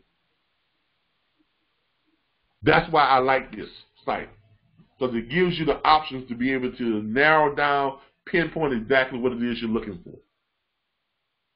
Then after that, it becomes what? Real simple. Real simple. Click on the old boy right here. It pulls it up. Look, it tells you all the information. It even gives you some background on his safety record and things like that. It tells you what his MC number is, all that stuff. Carrier operations, how long he's been in business, all that type of stuff. Cargo general freight. Come on. You can't get much better than this right here for the information. Okay? Insurance history. Got his insurance history here, showing you that he keeps coverage. His location on Google Maps. So there you go. And you got all his contact information. You can call him, you can fax him. In most cases, they have their email on here. You can send them an email. All types of stuff you can do. So there you go. All right. But this is probably the source for finding carriers. Okay, for targeting and finding carriers. And remember, finding carriers is the most important part of what you do, because that's the first step. Okay? After learning the script and learning that dispatch agreement and getting your workflow down, and then you want to start doing what? You want to start making phone calls. And in order to start making phone calls, you got to have somebody to call. Right? You got to have somebody to call. This is where you start. Okay? All right? If you went through this right here, and you called, I guarantee you, if you called 100 of these carriers per day, just start out at once, I'm going to call 100 of them. By day 3, if you got that pitch worked out right, if you're doing that pitch the way you're supposed to be doing it, if you learn that pitch and you're doing it the way you're supposed to be doing it, if you make 100 calls, well, let's put it this way. If I made 100 calls, I probably get about, I would say I get about 50 to 60 of them signed up on my first call. And then on my follow-up call, a day later, or a day and a half, or 2 days later, I'll probably get another 20%, which would bring me to about 70%, 7 out of 10. Okay? Now, if you all are doing it and you're new to this, and if you done your follow-up call, you've done your initial call, and you've done your follow-up call, that's probably going to flip. I would expect you all to have a flip-flop type of results. In other words, on your first call, you're probably going to get about 25%. You're probably going to get 3 out of 10 to sign up on your first call. And if you do your follow-up call the way we tell you to do it, you're going to get the other 50% to sign up, which means it's going to bring you back up to the 70%. Now, a lot of y'all are probably saying, what do you mean follow-up call? All right.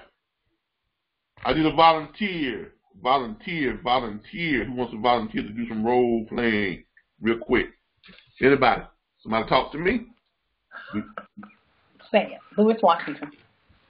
Hey, Mr. Washington, how you doing? I'm doing great. How about yourself? I'm doing great. This is your first time volunteering? This is my first time on the call. My wife wanted me to volunteer, so. Oh, so she volunteers. Yeah. Hey, look, man, I know how you feel. I know how you feel. That's all right. If anybody can throw you on the bus, you can, huh? I got you. Yeah. All right. Let's get this bus rolling in. All right. You're gonna be the carrier, okay? I done called you up 2 days ago, and I gave you my pitch. You know, hey, Mr. Washington, how you doing? My name is Calvin Butler. I'm with the National Network of Dispatchers, and I'm calling to ask you a question, man. How much money do you need in your truck? Now, I gave you that pitch right there. We went through it. You agreed to it. You said, yeah, man, that sounds good. I'm going to go ahead and go ahead and shoot me that dispatch agreement and your profile sheet, and let's I'll make some money. Now, 2 days have gone by, but I ain't got that dispatch agreement back, okay? All right, so 2 days have gone by. Even though you agreed to it, you sounded all excited, but I still ain't got that dispatch agreement back. You still ain't sent that back in, right? So now I'm doing my follow-up, okay? Now, are you a truck driver? Yes. Mr. Washington? Yes, I'm a truck driver. All right, so you know that You know what the excuses are, right? I do. All right. Ring, ring, ring. Hello. Ring, ring, ring. Hello. Hey, Mr. Washington, how you doing? Hey, Mr. Washington, how you doing? I'm good. How about you? And you know who this is? I'm doing good. Hey, look, man, this Calvin. Oh, yeah, Calvin, I remember you. What's going on?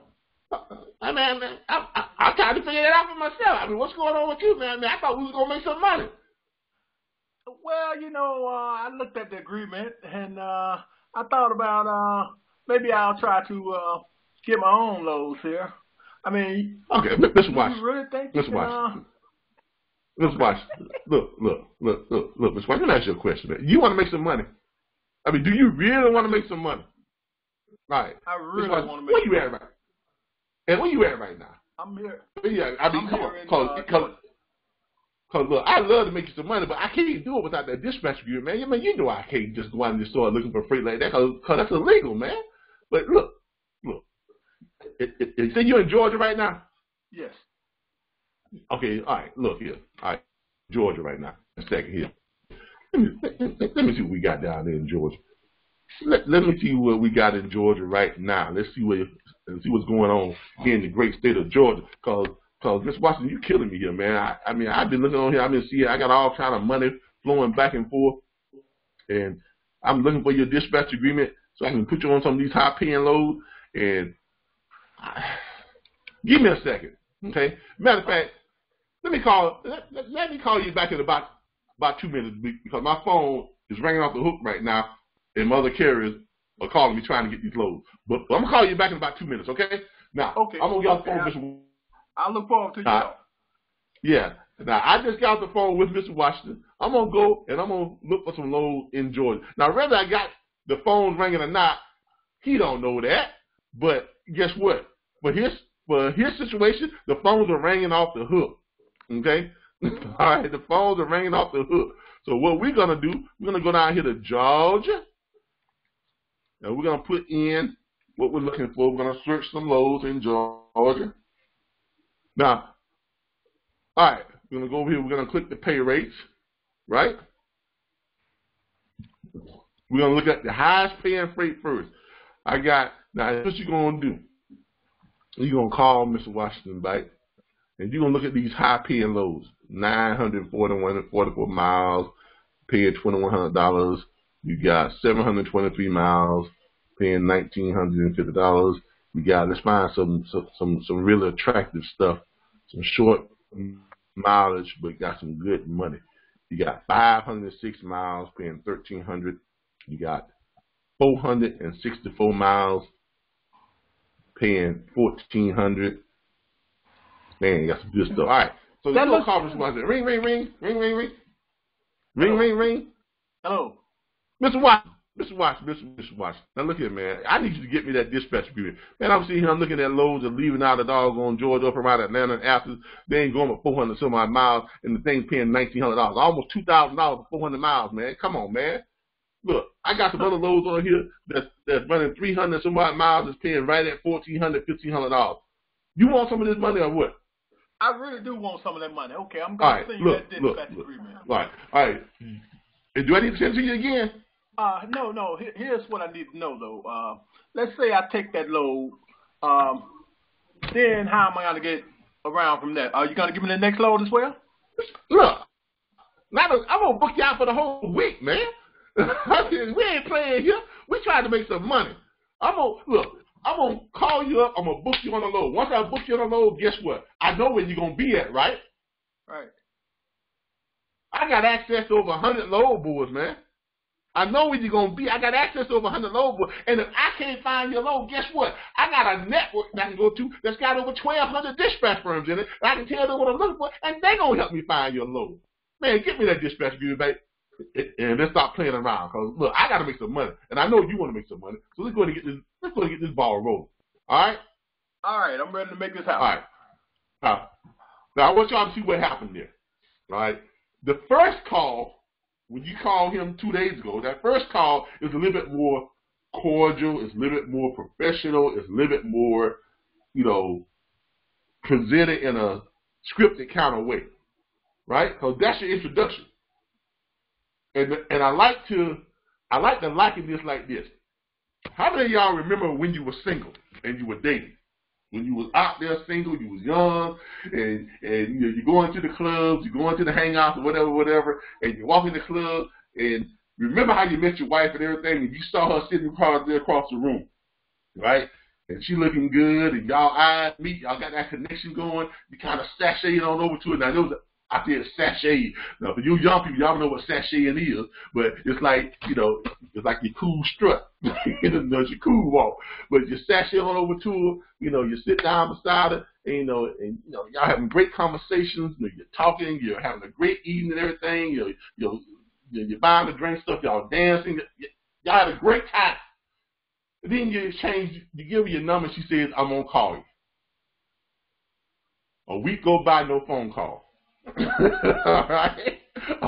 A week go by, no phone call. You're aware at the club.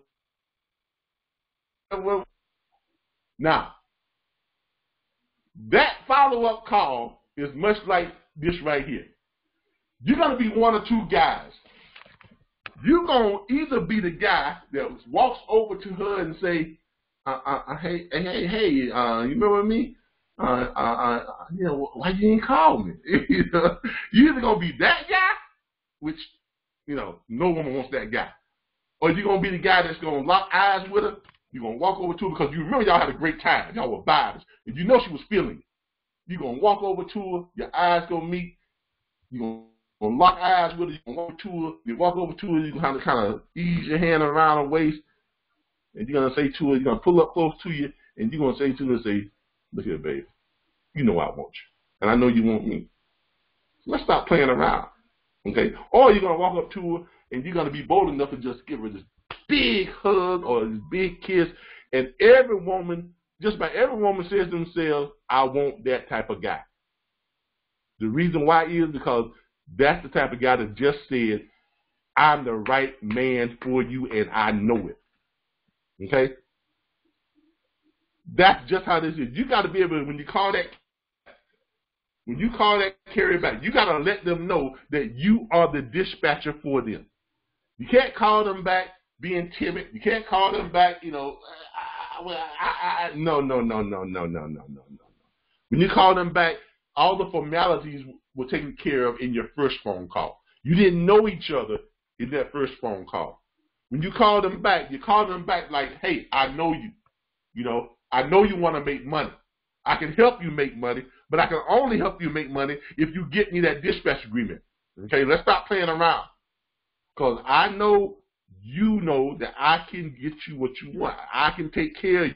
I can make sure that you're going to be taken care of. You're going to have the things you need to make the money you need to make and be able to have a successful business. That's how you have to approach it on that follow-up call. If you approach that follow-up call like that, I guarantee you 70% of the follow-up calls you make, you're going to get those people to sign up. That's why your dispatch agreement signs up is going to jump from that 25% 2 to 3 out of 10 to 7 out of 10 on that follow-up call. That's how that's going to work. And if you don't believe me, try it. If you don't believe me, try it. That follow-up call is going to get you to sign up if you do it right. The way that you just heard us do it, just did, have that air of familiarity with your carrier, have that air of familiarity with your carrier, and get that follow-up call. If you want to find your profile sheets, you can, if you're in your chat group, over to the far right. Matter of fact, let me show you here.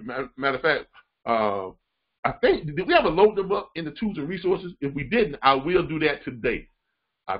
I'm not sure if I loaded them up into our documents and contract area or the resource area here. But I do know where you can find them at. If you're on the chat group, I'll show you all here. If you're on the chat group, let's pull up the chat group. All right. See what time we're working with here. Yeah, we got an hour. All right. If you're on the chat group, over here to the very right, you see on the very right where you got everybody's listed on the chat group. Oh no. What? All right, here we go.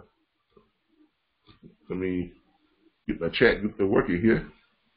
Get all this stuff out of the way. What is over here?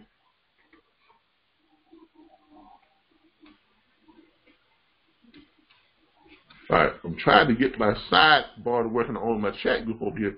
I don't know why it doesn't want to work for me right now. Give me a second here, y'all. But if you're on the chat group in the back office on Facebook, oh, I'm on the wrong. There we go. I was in the wrong. What's call it? There we go. Now I'm on the chat group. All right. If you're on the chat group, if you're in the sidebar area here, if you scroll down over here where you see where the names are, all the people who are in the chat group, these are all the people who have joined the chat group. If you scroll down over here on the right, hope y'all can see this. You keep scrolling down, let it catch up here. All right, keep scrolling down. Let me see if I can just pull it down because it's having problems. I'm catching up to my whatchamacallit. You got so many people in this chat.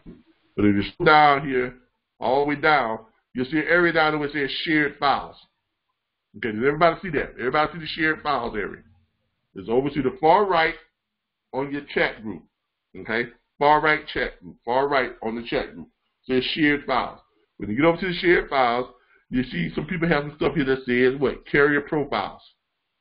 Okay, or XLIX carrier profile. Switch dispatch carrier profile. These are all people who have posted their profile for you all to take a look at and use if you want to use. Okay? Let's pull up. Here's one that Charles Monday has for XLIX. Here's the RBBS onboarding process. Here's Switch dispatch, their carrier profile. So let's pull up some of these carrier profile sheets. Here's one that's on a PDF. We're gonna pull this one up. And I'm going to send it to you all. I'm going to open that up right there in that PDF. And that's where you're going to find, as soon as that opens up, we'll get it up and show it to you all. But you can access all of your shared documents on our chat group if you want to do it like that. Now, you can do it that way too. Okay, but let me pull this up. There it is. Carrier profile.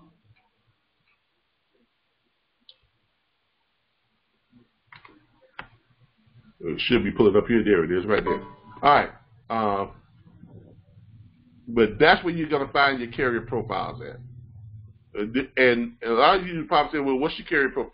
Carrier profile is what you're going to send the carrier for them to tell you how they want to run, what they want to, what they need money-wise. This is part of your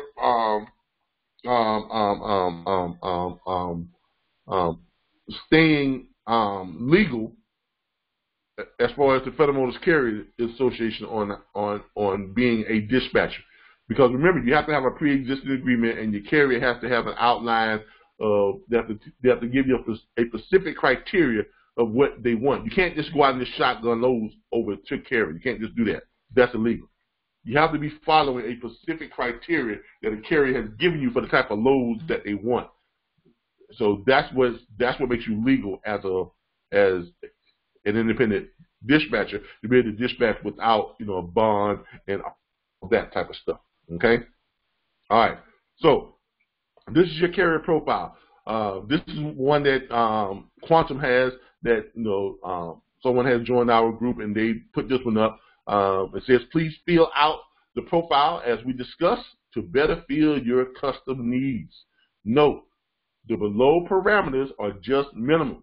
Our goal is to always exceed and get you the best loads possible. Your name, company name. Remember, you're asking the carrier this. This is what you're sending over to your carrier. You're going to send this along with your dispatch agreement. Okay? This is what you're going to send them along with the dispatch agreement. It's going to have, a place for them to put their name, their company name, their home address, the equipment type, van, flatbed, reefer, etc. Equipment size, 48 foot, 53 foot, etc. Max weight, 45,000 pounds, etc. You put in what the max weight is that they want to carry. Minimum cost per mile, CPM, $225 per mile, $275 per mile, $310 per mile for loads that's going over 500 miles. For loads that's going less than 500 miles, they can put that on there too. Okay. Preferred distance run, 300, 600 miles, 800 miles, whatever. Okay. Region you want to run in. They can put up there, keep me out of the mountains. If they say that, keep them on the United States. Or say, I want to run Southwest region, Northeast region, whatever case may be. I want to run Florida, Georgia, Alabama, Mississippi, whatever. They'll list that in there. All right. Other note requests. That's any other thing any other specific requests, that they have, whatever, or whatever the case may be. All right. So that's your profile sheet. Okay. You send that along with your dispatch agreement to the carrier. Because once you get that dispatch agreement back and you get that profile sheet back, look, it's a cakewalk then. Because all you got to do is look at the profile sheet, keep the profile sheet on file. That way, anytime you pull it up, you know what you're looking for. All you got to do is either send that carrier a text, and that text is going to say what? WYA, where you at? That's how I do it. I send my carrier a text, where you at?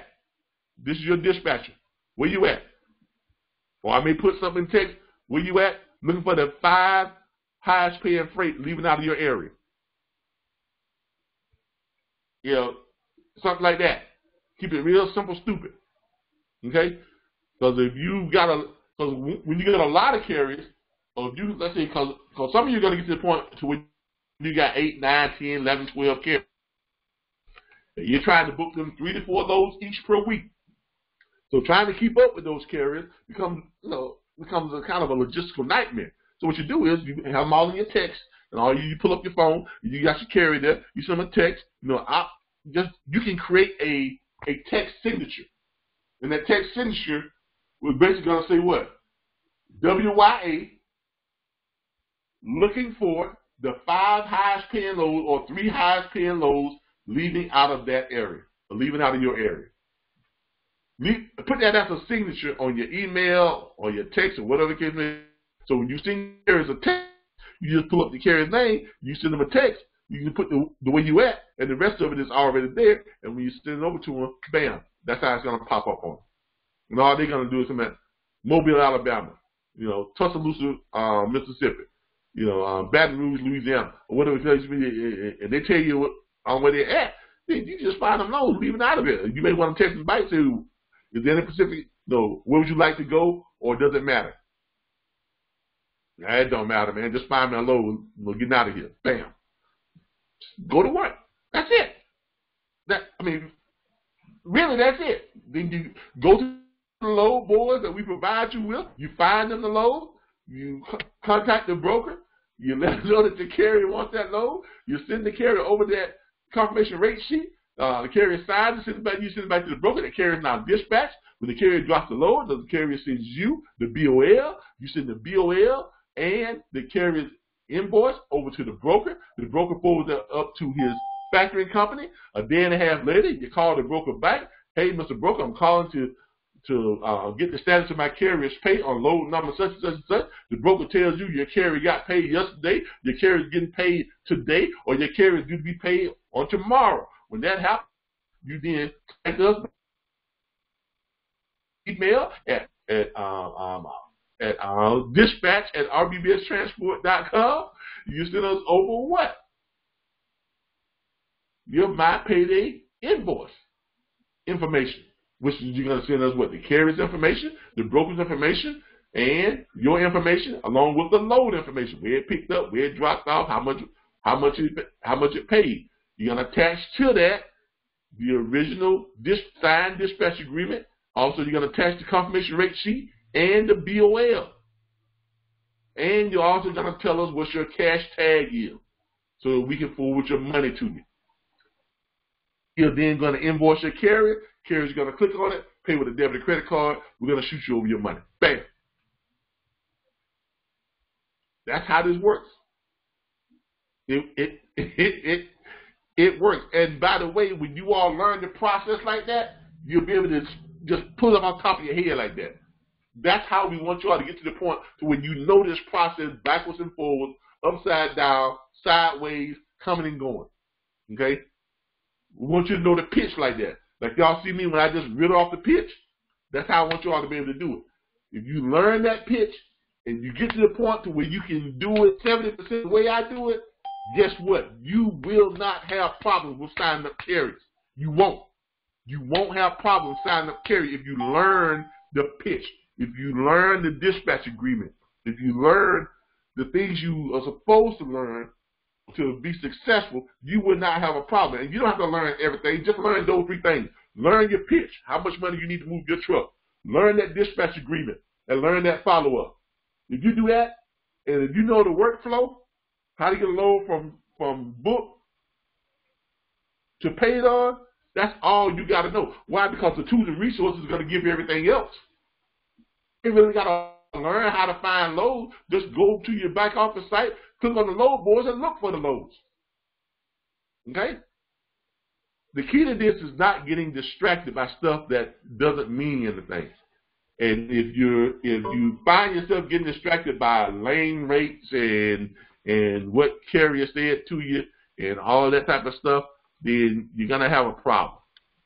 Matter of fact, let me see if I can share this with you all. I'm gonna see if I can share this with you all and see if you all can pull this up. Let me know if that works. If you all can pull it up by that. If not, I'll have to see if I can. Well, I'm gonna put it in the back office. I'm gonna add it to the tools and resources, documents, files, or whatever the case may be. I'm gonna add it to one of those.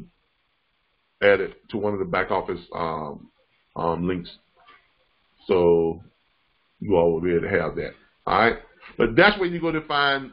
You can find a lot of your documents there. Okay. All right.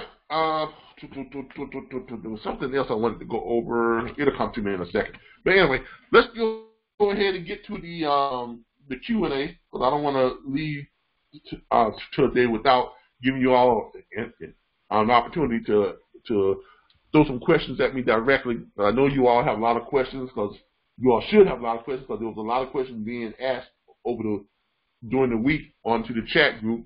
So, speaking of the chat group, really quick, speaking of the chat group, that's what I wanted to do. I wanted to show you all something. We are testing our on-site chat group. Okay, we are testing our on-site chat group. I'm going to give you all a peek at it and see and let y'all see what it looks like. This is your on-site chat group.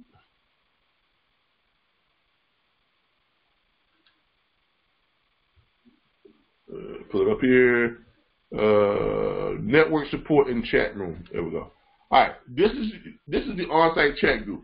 You can only get into this chat group if you are a member. You have to log in. You have to log in. Okay. We have the rules of the chat group here. These are the rules. In case you all didn't know what the rules are. This is the on-site chat group. Okay.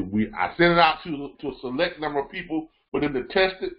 And I got an actual response from everybody, but this is the on-site chat group. How is this chat format working? All right, but this is going to be our on-site platform. All right, right now this is just a test. Okay, it's in the test phase. So I don't have the capacity to have everybody on this chat group. But if you all like it, if we get some good reviews on it, we're gonna go ahead and pay for the premium version of it, which is up to $900.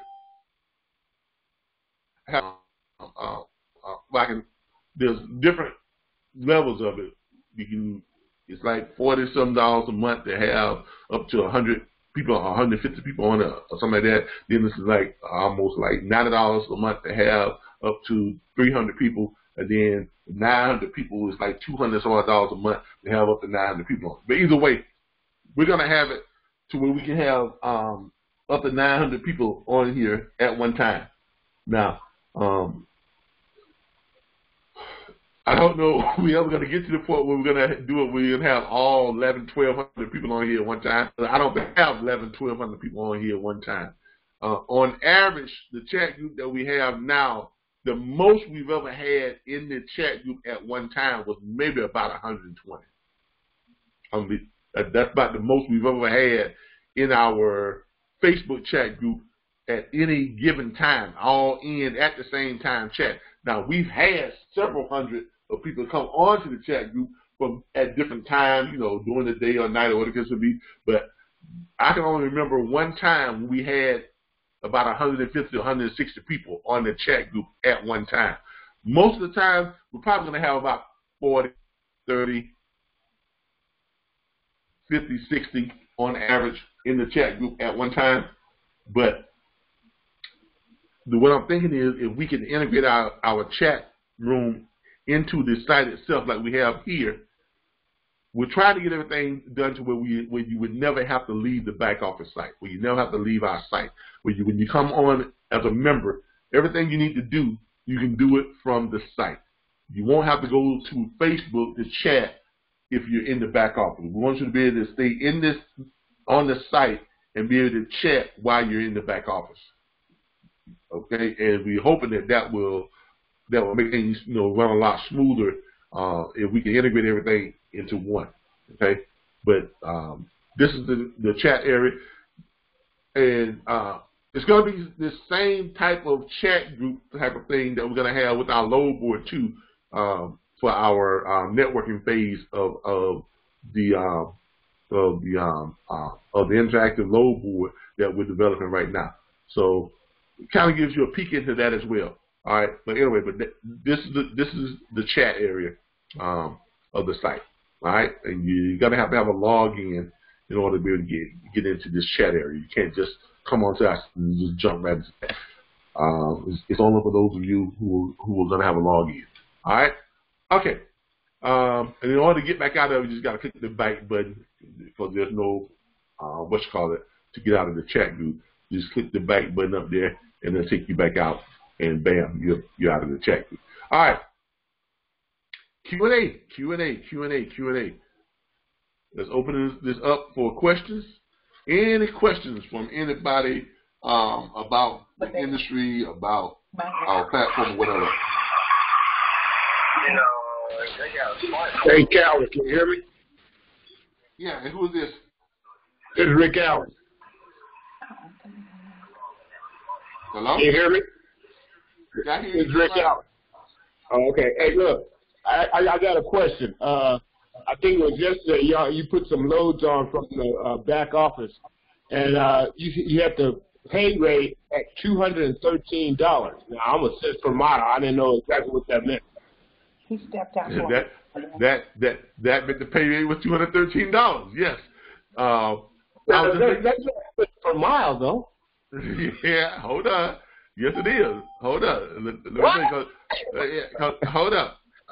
Remember I talked about these loads, these short runs. Okay. Now, that indubitably, that was probably indubitably, that's what I'm looking for. Indubitably, that was probably those are short runs. Okay. You got short runs like that.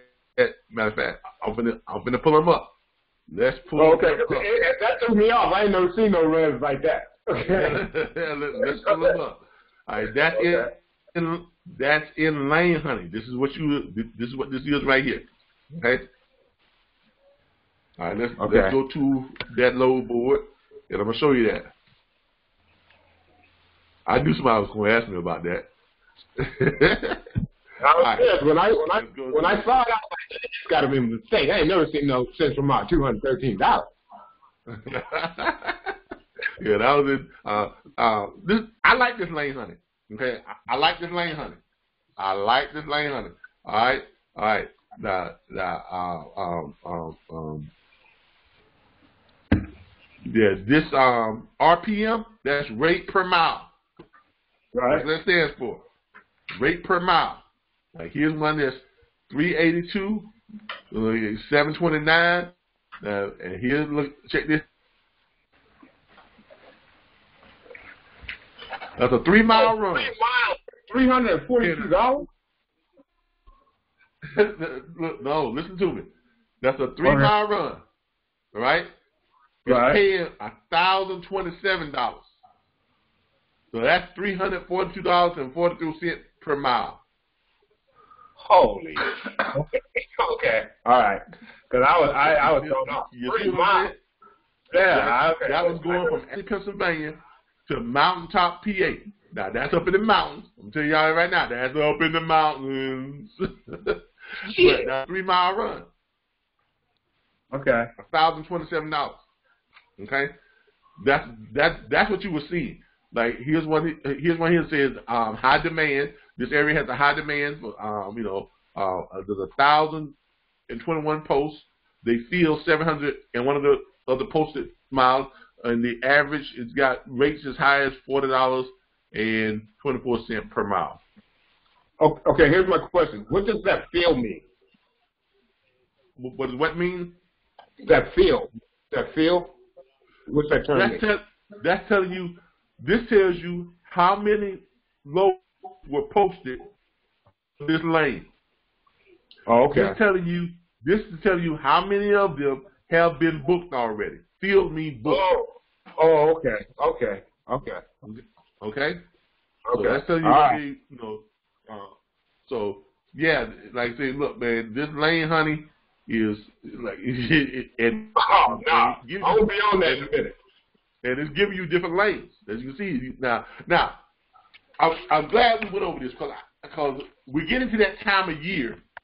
We're getting to that time of year when carriers are going to start shutting down, going home. A lot of these owner-operators that just scared to drive in the mountains, in the snow, they're going to be heading home. Now, I know a lot of y'all say, well, there's not that much freight. There is a ton of freight moving in the wintertime. The problem is there's not enough carriers that are going to have the guts to move some of that stuff. The reason why it looks like there's a lot of freight because a lot of carriers start only running stuff in the southern states during the winter.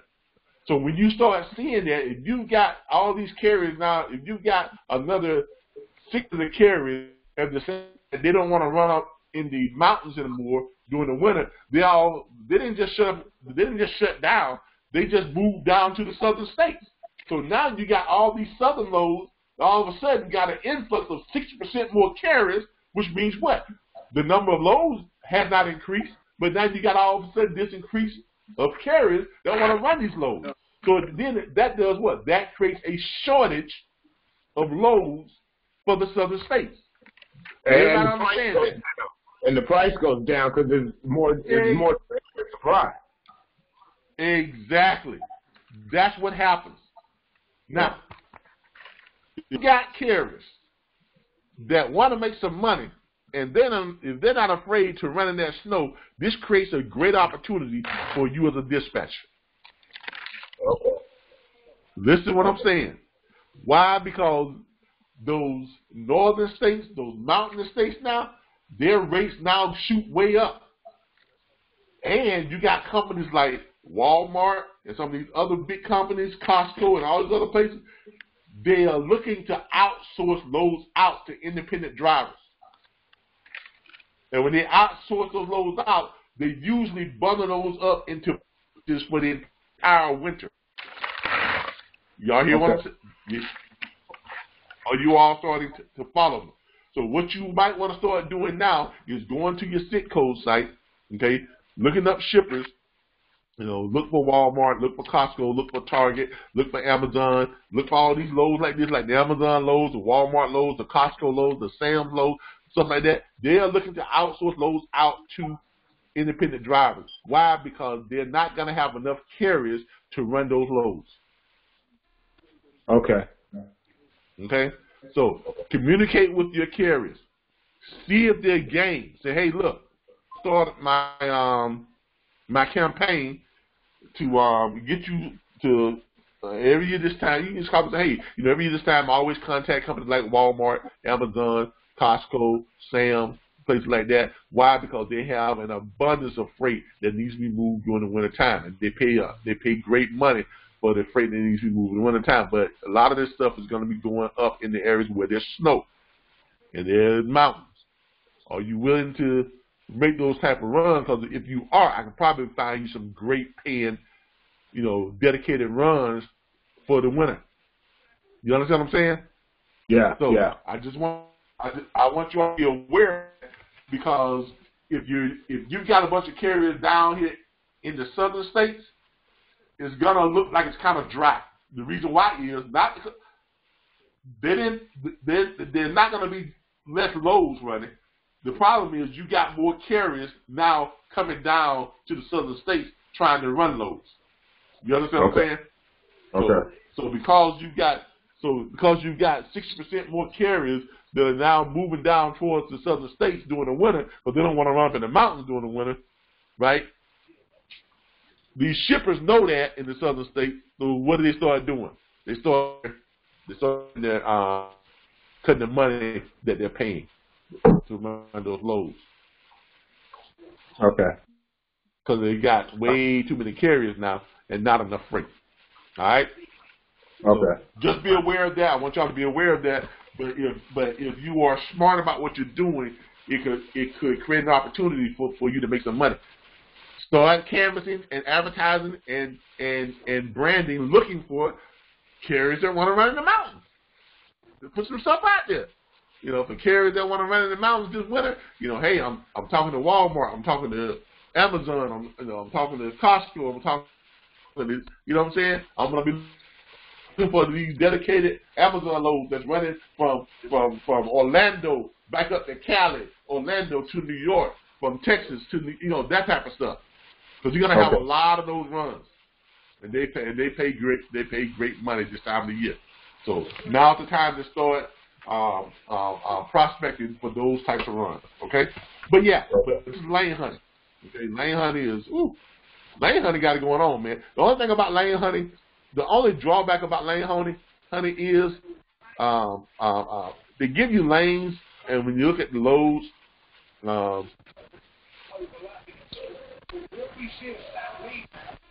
you know, here's some of the loads that they look at. You can, and I love lane hunting. So look, you can click where it says rate per mile,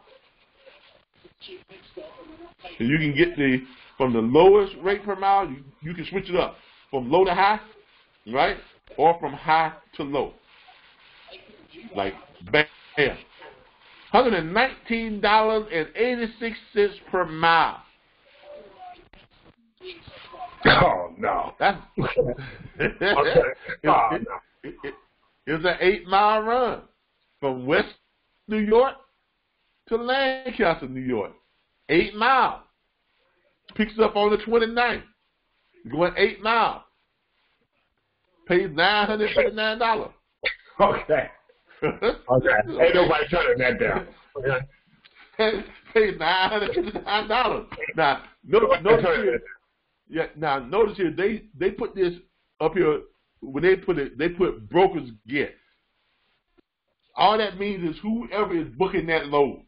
That doesn't mean that's just for a broker. If you're a dispatcher and you call it, because remember, these loads are direct shipper loads. That's what these loads are. Lane hunting, these are direct shipper loads.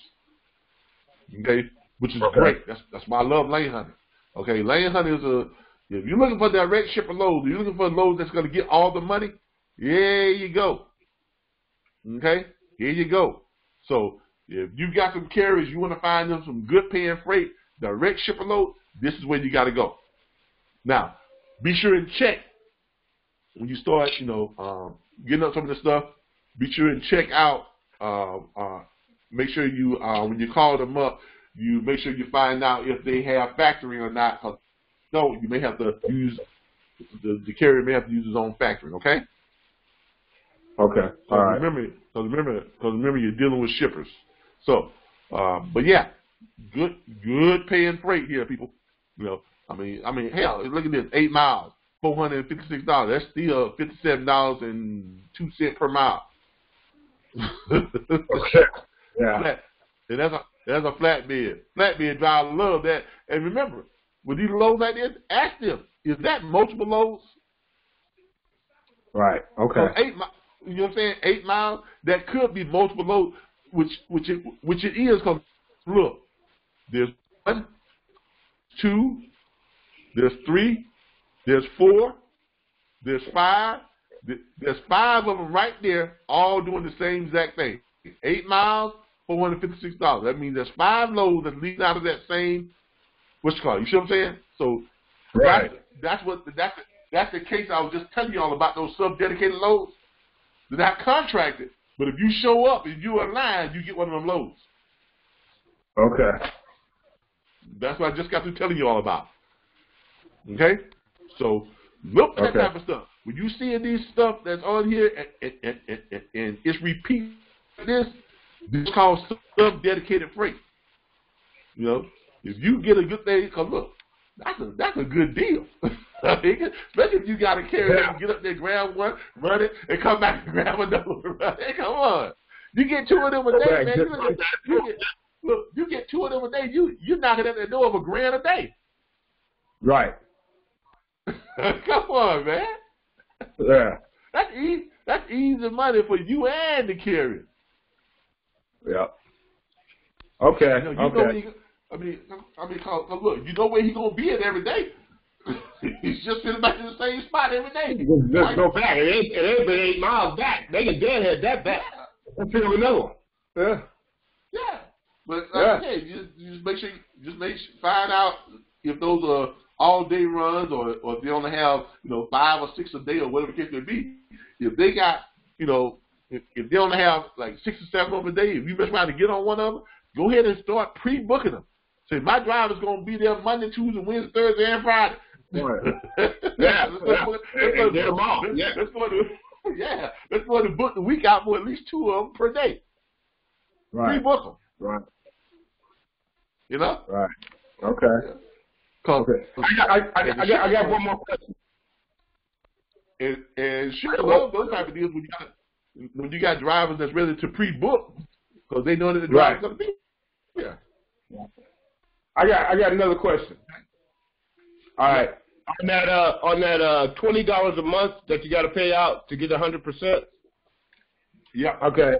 Look, I've been on a little bit of a state vacation, so I'm just getting back out here. I'm kind of like starting up where your story started at the moment. So I know my thing was due at the end of the month, and it's getting towards the end of the month. How long do I got to pay that? Because I don't want to get shut out of the back office. I'm just getting back out here on the street. I'm kind of starting where you. We usually let it run for about 30 days before we start. I mean, we're not gonna shut you off like just shut you off. What we'll probably do is we'll send you some stuff to let you know that, hey, it's overdue. And then after about 30 days, we'll start sending you a little bit more serious stuff. Say, hey, we're going to give you 10 days, to catch this up, or we're going to, have to, put you do something. We're either going to either probably make the option of suspending your account for 10, 12 days, or whatever the case may be, and then when your account comes back on, be at the 50-50 split instead of the 100%. You see what I'm saying?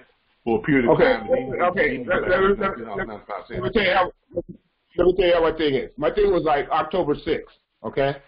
Mm-hmm. So I'm just now getting back on the street. So I know it's getting towards the end of the month, and I was $20 right now. Yeah, you got some time. Okay. All right. I got me a little part-time job. I kind of blew up my truck. It is going to have to work. Man. Yeah, it'll probably be close to it'll be close to 50, 60 days before we get to that point. Oh, okay. So I can get you caught up by then. I figure if I get give me 2 more weeks, I catch it all up. Okay. Okay. I just want to make sure because I didn't want to get locked out of the back office. This is my only career right now. Hey man, look, I hear you, man. No, trust me. They talk about I can get my CDL back in 2073. That's over with. Yep. All right. Okay. Okay. Jeff D asked the question. Jeff D asked the question: when calling direct shipper loads, is it better to call them first, then offer to the carrier? Yeah, call the shipper. Well, hold up. No. If you you don't want to call the shipper until you know that your carrier wants these loads. Okay? Don't start calling shippers and giving them false hopes. Because what happens is shippers have long memories. They're like the elephants. They don't forget nothing. Okay? They remember who called them on bogus calls. And trust me, they start remembering who called them on bogus calls. Hold on here. Somebody got their mic open still. All right. They remembering who called them on bogus calls. Okay? And not only do they remember, they start sharing your information with other shippers. So do not get in the habit of calling shippers on these loads unless you know you have a carrier that wants to run that load. You understand what I'm saying? So if you're, and this goes back to legality too, because remember, this is why it is illegal for dispatchers to shotgun loads. This is one of the reasons why it is illegal for dispatchers to just shotgun loads out. Because you have shippers that have people that will call them up and say, hey, yeah, I want that load right there, this and that. And the shippers just took that load off of their money sheet for that day, and they put it in the category of in their profit loss statements for the day. They put it in their profit side, and then what if their carrier decides you don't want that load? Then they got to take it back off the profit side and put it back in the active loads again. Look, you're wasting the shipper's time. So communicate with your carrier. That's why this load board is here, so that you can go in here and see what they are. Right? You see they're still available, right? Now, you might want to call ship and just ask, is that load available? You can do that. But I wouldn't even really get into that, really. I mean, it depends on how you want to do it. You can call the shipper up and say, hey, yeah, I have a carrier that might be interested in this load. Is that load still available? But before you do that, find out if your carrier is even in the vicinity of that load. Don't go calling shippers for information if the load is leaving out of Seneca, New York, and your carrier is in Georgia. That ain't gonna make it. Come on. That's just wasting that shipper's time. Find out if your carrier is in the area, right? That's why we send them text. Where you at? That carrier sends you that text back. I'm in New York. Okay. Are you close to Seneca? Yeah, man, I'm like 60 miles from West Seneca. All right, cool. All right, because I'm looking at some loads that's leaving out there to pay some damn good money, man. Hey, it's only going like 8-mile run, man. I'm talking about paying you some damn good money, like almost $1,000. You game for that? Yeah, man, shit, yeah. All right, did you call that ship up? Hey, I got a carrier that wants this load leaving out of West Seneca going to Lancaster. All right, great. What's your carrier's DOT number? Give them the DOT number. They run it. Okay, they're good to go. I'm going to send you the confirmation rate sheet. All right, great. You're going to get it over to them. Back. Keep life simple. Keep life simple, stupid. Do not create problems for yourself. Okay? Don't create problems for yourself. All right. Yolanda Johnson says, Jeff D, I hope that answers your question. Okay? Jeff D, I hope that answers your question. Yolanda Johnson asked the question. My question is, explain the split, 10% versus 1%. All right. 10%, no, it's not 10% versus 100%. All right. Your dispatch agreement. Let's go back here. Your dispatch agreement. Let me pull it up for you all, so she can see this. Let's pull this up so you can see this. It's not 10% versus 100%. It's 100% versus 50%, and your fee is 10% of the load fee. That's your dispatch fee, okay? The dispatch fee in your dispatch agreement, all right? Let's go to tools and resources here. Let's go to agreements. There we go. Agreements. Find my dispatch agreement.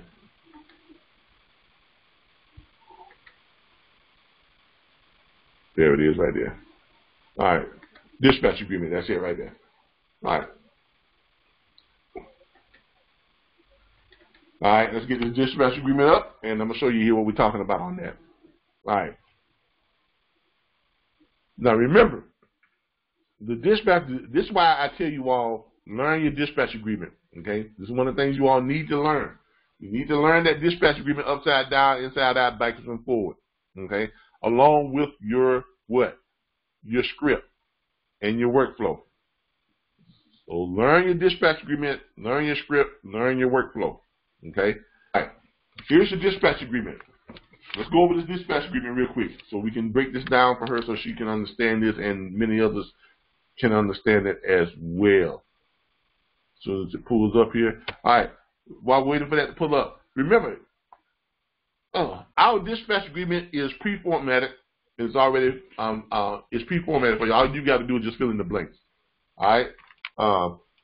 This is what makes you legal, and as you can see here, the fee for dispatch services will be 10% of the gross revenue of each shipment with no minimum charge. Now that's you. This is what the carrier is going to pay you, 10% of the load fee. The load fee may be $1,000, which means your 10% is going to come out to be what? $100. The load fee may be $2,000, which means your 10% is going to come out to be what? $200. That's going to be your pay. Now, if you are not on the subscription, $19.95 per month, if you can elect to either get 100% of that 10%, or you can get 50% of that 10%. Okay? You can get 5% of the load fee, or you can get 10% of the load fee. If you want to get your full 10% of the load fee, which is 100% of your commission, that's 100% commission, you're going to have to pay a $19.95 per month subscription fee to access our tools and resources in the back office. Okay? Why? Because our company cannot run on the enrollment fee alone. Ain't no way in the world. That $349.95 does not cover nearly the expenses that we have to keep this whole platform running. Okay? Paying for the load, some of the load boards, paying for the Grasshopper accounts, the e-fax line, the one-in-one dedicated domain email addresses, paying for the Square to run this whole operation, you know, paying all that stuff, paying for, you know, it's a lot of stuff that we have to pay for. Got a lot of stuff that we have to pay for. Okay, so in order to run this platform and for this company to make money, okay, because the enrollment fee doesn't, that's not going to get it. This is the business side of it. In order for this company to make money, you are either going to be splitting your dispatch fee, which is the way that was our old plan. That was the original plan where we had it where when you book freight, when you book a load, if that load gets dispatched and we invoice your carrier and that money comes in, we take half, we send you the other half. If someone helped you find a load, we would pay them 2.5% out of that 10% of the load fee came out of our half. So that means our 5% got split in half, 2.5% went to the person who helped you find a load, 2.5% came to us, and the other 5% went to you, the person whose carrier ran that load. Okay? But we wanted to find a way to make you all more money, especially for those of you who are booking freight. Now, for those of you who were go-getters and hustlers, we felt like, or I felt like, put it this way, I'm not going to lie, I felt like that people who were out there hustling and really booking freight, like the Charles Mundys, like the Justin, like Mr. Moore and some of the other people who were Miss Mitchell and Mr. DeGarza and some of the other people who are booking tons of freight. Because whether you want to know it or not, as reported by Indeed.com and some other career management sites, the income management sites, they monitor what certain industries and companies are paying or what their clientele or users of their platforms are making.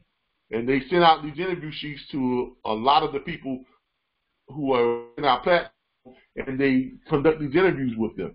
Okay, they conducted interviews with 88 members of our platform. And from the interviews from the 88 members who have used our platform over the past year and a half, they did the survey, and they somehow I didn't even know about it. I had no idea, didn't even know about it. Matter of fact, I can pull it up for you. I had no idea, didn't even know about it. But they interviewed 88 past users, ex-employees, however you want to call it. They interviewed 88 people who had used our form. And from those interviews, they determined that their average revenue that they were making was around $113,000 per year. Now, what does that tell you? We have a lot of people in our platform who are making money. A lot of the newer people that come in, they're not quite making money yet because they haven't really grasped it yet. But we have people that have came into our platform and left our platform and going on to start their own dispatch firms, their own freight brokerage firm, doing their own things, and they were making tons of money. They were making great money. Okay? Now, with that being said, we felt that the 50% was not fair to those people because they were hustling. They were hustling. They were making money. And we wanted to find a way to retain those people, to keep them within our platform to where they can still make the kind of money they want to make without leaving our platform. So as Charles Munnis told you before, if we'd have had this set up before he left our platform, he would have never left our platform. He would have never, which he still is a part of our network, but he's not an active member of the platform like everyone else is. He's doing his own thing. He's doing his own billings and that type of stuff. Now, but he has said many times before, if we'd have had this in place before he exited our platform, he would have stayed. And I've talked to countless others who have since left our platform to go do their own thing, said that they would have stayed. And so this is why we came up with the subscription and the 100% commission. Okay? Thank you very much for that explanation. Okay? So no problem. But so if you feel like you can I don't think I'm ready yet. I think the 50-50 for me is good right now while I'm learning and getting things together. Yeah, by all means. Like you got some of you are ready, some of you are not. That's why we have the option. That's why we didn't just say, okay, it's gonna be one way or the other. It's an option. That's why we give you the option. The option is either if you feel confident that you can do this, by all means, get on the $19.95 per month, because I'm going to tell you, that's a lot of money to give up half your money. Okay? But on the other side, too, if you feel like you're not ready, okay, and if you feel like it's going to take you some time, if you feel like this is going to take you 60, 90 days to grasp it, jump on the 50-50 split. Okay? Yeah. That way, you don't have to shell out $19 a month, and you can take your time and learn how to do this. You don't feel like you're under the gun. But if you're, if you like a Charles Monday who put his job on hold for 90 days, he was on a time clock. I'm gonna give myself 90 days to get this thing down. If I ain't got it in 90 days, I ain't gonna get it. You see what I'm saying? And in 35 days, he had it. The first 30 days were a bust for him. And we all and he'll tell you why, but you know, the next 5 days after that, when he got with the program and started doing it the way we were telling him to do it, all of a sudden, bam, bam, bam, bam, bam. And now, look, you know, sometimes he books 12, 13 loads a day, averaging 20 to 23, 27 loads per week. Okay? So, you know, we got some people that have call centers, you know, in Dominican Republic and some other places. They've actually went out and got call centers. You know, I mean, 60 people working the phones, shift, round the clock, 3 shifts a day, 24/7. All they do is call all day long, call carriers, call shippers, booking freight. That's all they're doing. Okay, and Dominican Republic. I'm not gonna lie to you. Yeah, look, we got. Well, you know, I speak Spanish, so I can go down there and do that. Look. That'll be the last step. We got people in this platform from all over the world.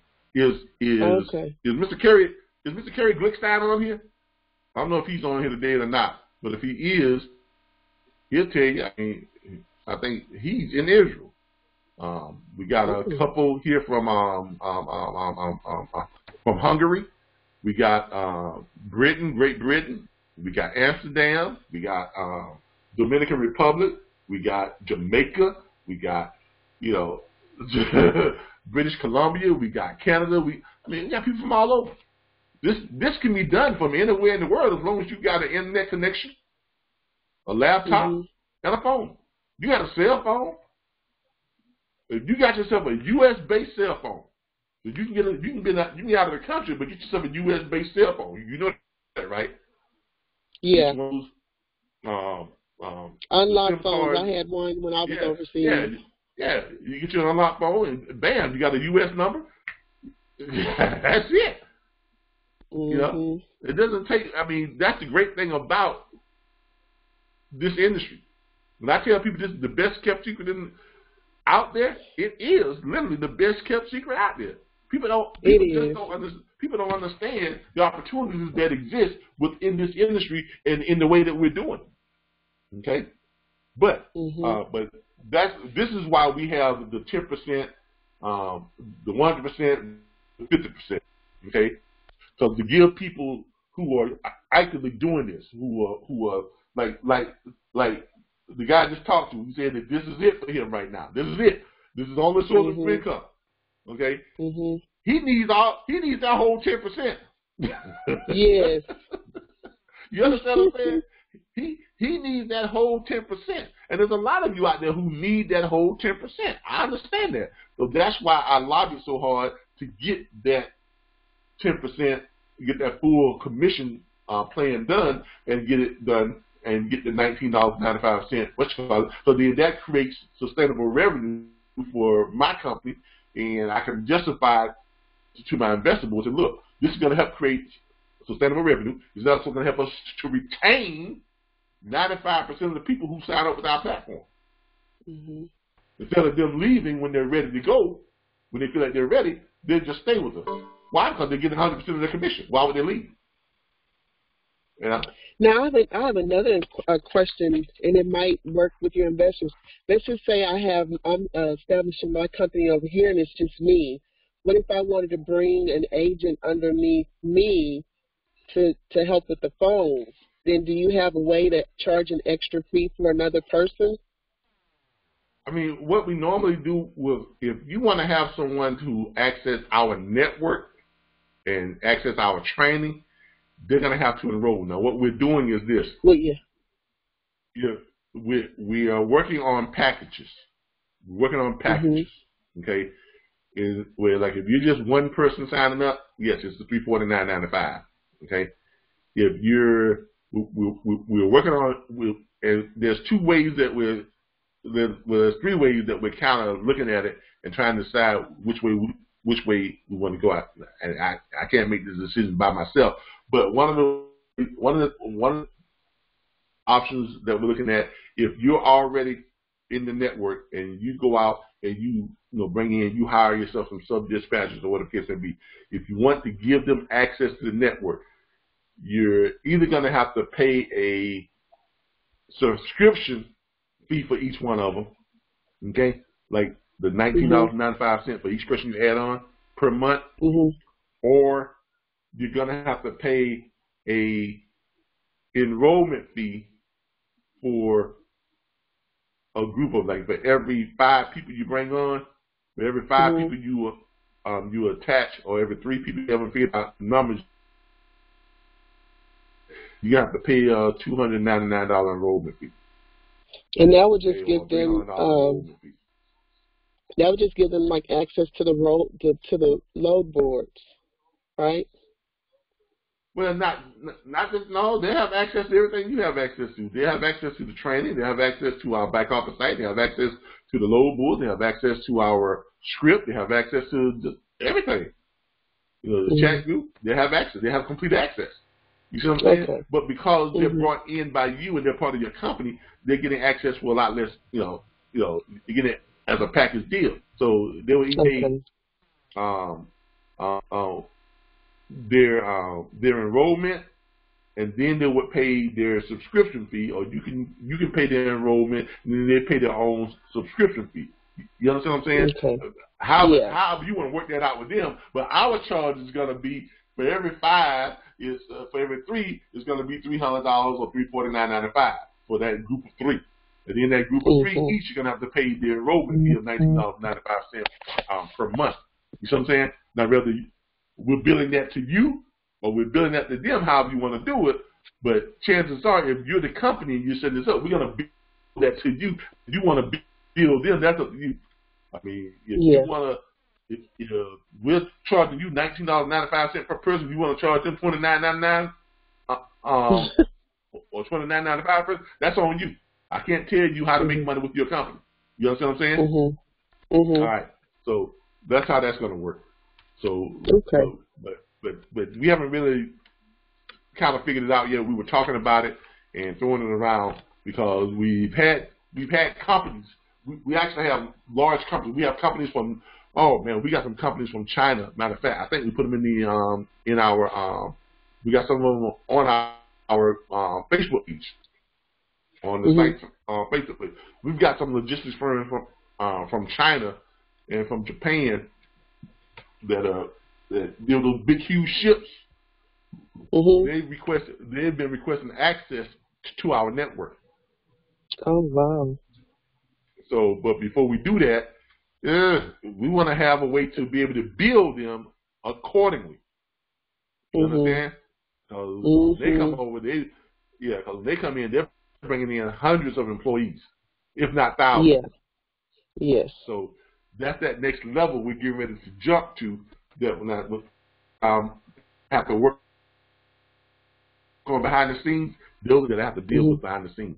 But there's a lot of stuff that's coming that's really gonna throw people for a real loop here in the coming year. A lot of, should I say, some stuff that's coming. All right. But back to what I was telling you all about the Indeed. Let me show y'all what that looks like here. With the Indeed, like I said, they did that study, and you can just Google us. I mean, you can find stuff through Google, and that's how I found it. I just Googled RBBS Transport just to see what was being, what was out there. I was trying to see how high our placement was in Google, in the search engine, and it was like, whoa, okay. Indeed, they've done surveys. They ain't tell me anything about it, So, but they've done surveys and stuff, and I had no idea until we just ran across it. But you can Google RBBS Transport LLC or RBBS LLC, and it pulls up, and you see a whole bunch of stuff on there, about us in Google, and then you see right there where Indeed has done it, and this is it right here. Okay, this is the Indeed report. You can click on it. Oh shoot! Yeah, you can click on it, and it takes you right over to the Indeed report. And Glassdoor did one on us, and some other, career monitoring sites. They do these random for the different type of careers, and in the logistics industry, they did, we were one of the firms that they did the surveys and stuff with. They called up past employees, past users of our platform, and this is it. This is it right here. Let me make this larger because that's kind of small. What y'all think? This is kind of small. It's 67%. Yeah, that's small. Let's get back up to 100%. All right. All right, here we go. All right, this is it right here. Indeed. Let me get this out of the way. Indeed.com. As y'all know, there are a career monitoring site. Indeed, Glassdoor, and some of the other ones. Salary estimated from, first of all, this is RBBS Transport LLC salaries in the United States.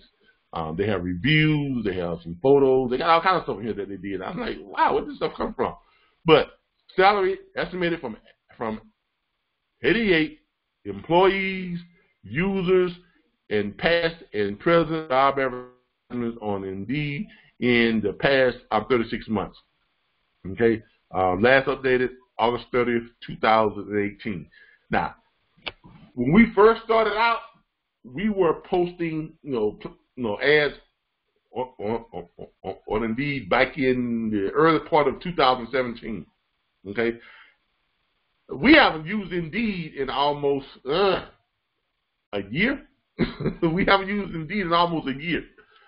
But their last updated survey was done August 30th, okay, of this year. And this is what they, for those who have used our platform or have used our services or platform and classified themselves as account executives, 25 salaries reported, average salary $120,205 per year.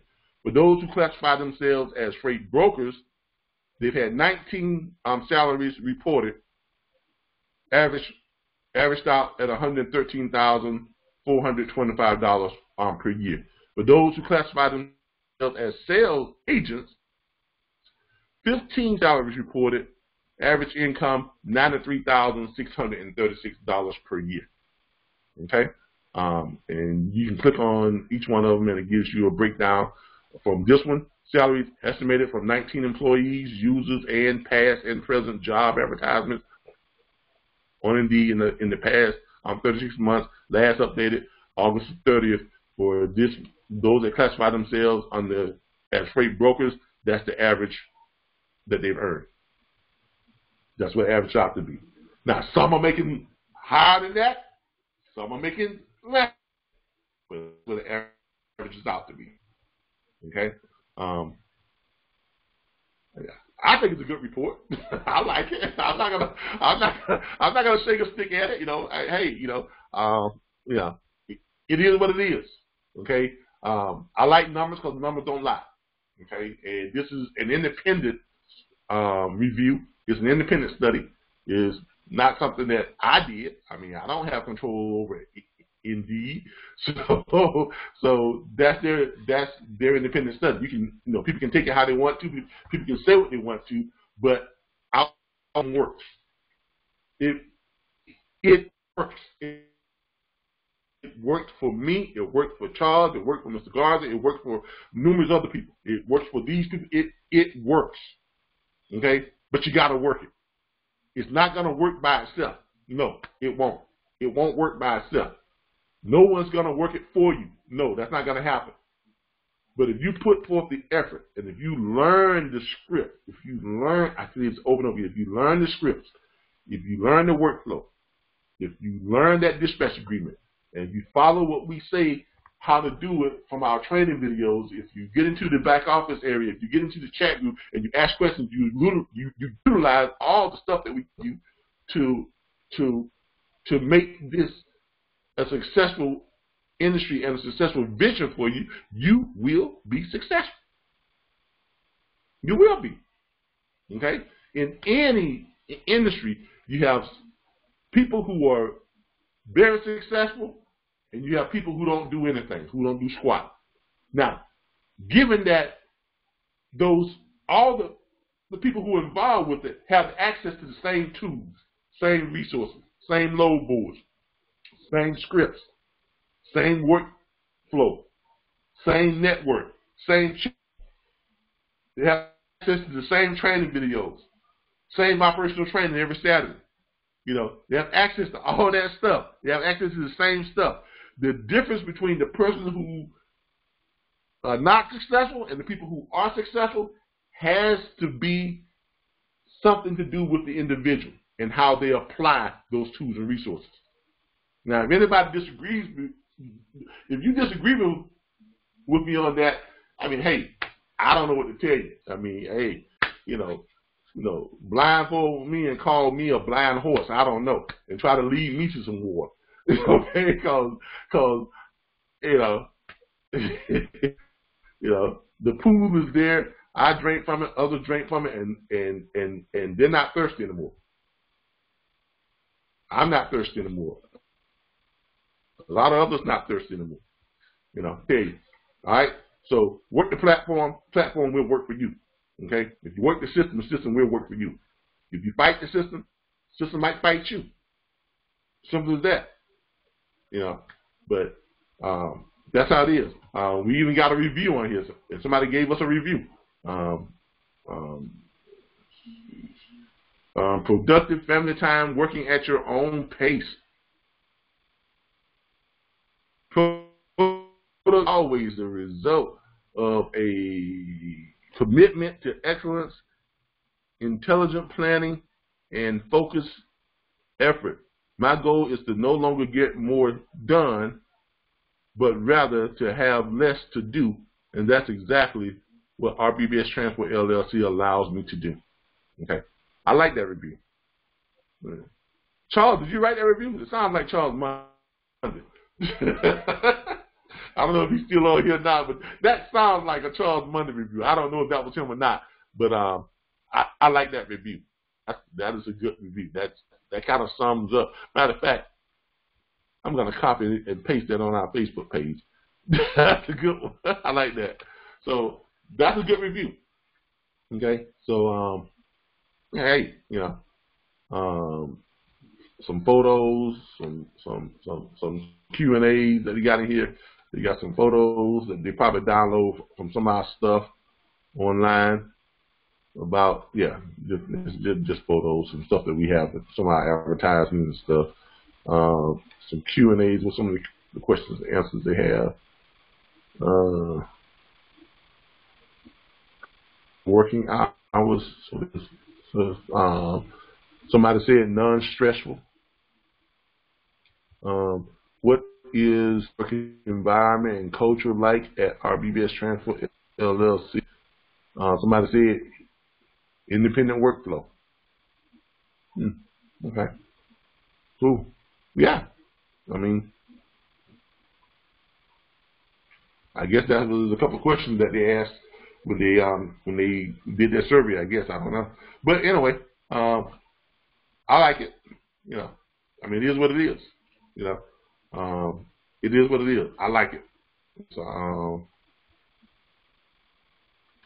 it's a good review. It's a good report. Okay. We do what we're supposed to be doing. So, all right.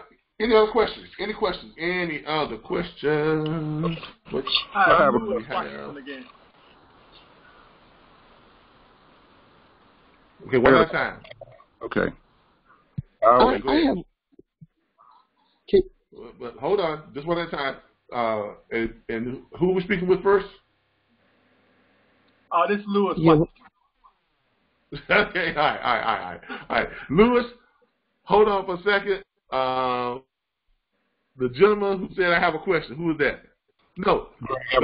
Let's do ladies. Well, Greg, hold on a second. Let's do ladies first. All right. Okay. Let's do ladies first. Let's do ladies first. All right. All right. The young lady that said she had a question.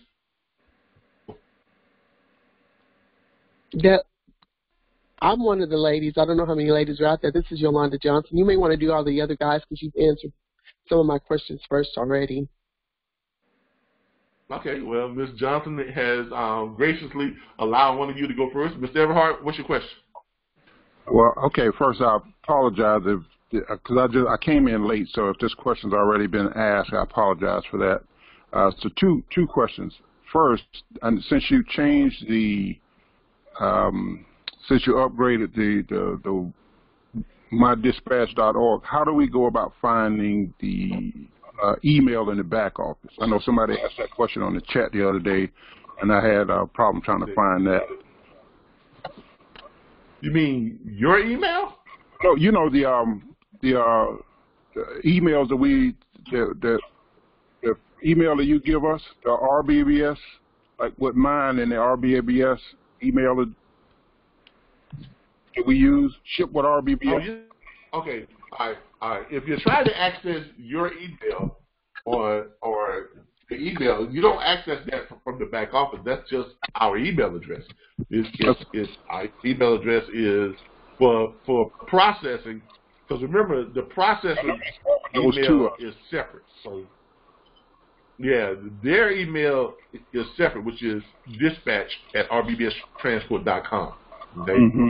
Anytime you're sending in anything for processing, when you send an email from your email, just make sure you send it to dispatch@rbbstransport.com. That's for all your invoices and stuff for your invoices. Okay, stuff you do that they do, stuff that I don't have the time, so they're doing it. Okay, right. So they're processing that. So that's a separate outside email. If you're looking to send a message to the network. Okay. How about from the network? If you're looking to send a network within the network, if you send messages within the network, you just log into Wix.com, if I'm not mistaken, or you log into your back office site to be a message board where you can message. You know what I'm saying? Mm-hmm. Now. I know that we used to be able to send, like, for instance, if I wanted to send a carrier an email with the dispatch agreement and all that, I could send it from. No, all right. You're only going to be able to do that if you're trying to send a email directly from your domain email address. That's what you're asking, right? Right. All right. Remember, the email addresses that we set you all up with, those are just forwarding emails. Unless I'm going to pay for an actual working domain email address, a fully functional domain email address with storage and everything. Okay. Okay? Now that, if you want that, we do have some students who have elected and paid for that. It is, I think it's $5.99 per month. Hold on here. Matter of fact, let me pull it up. Let me pull it up, and I'll tell you what it is. I think it's $5.99 per month. Go to Square. Yeah. Go to Square. Let's pull it up. I believe it's $5.99 per month, if I'm not mistaken.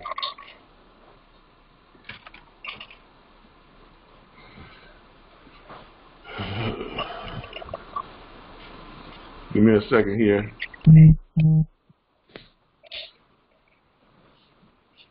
Let's get into the Square account, and I'll show y'all what that is.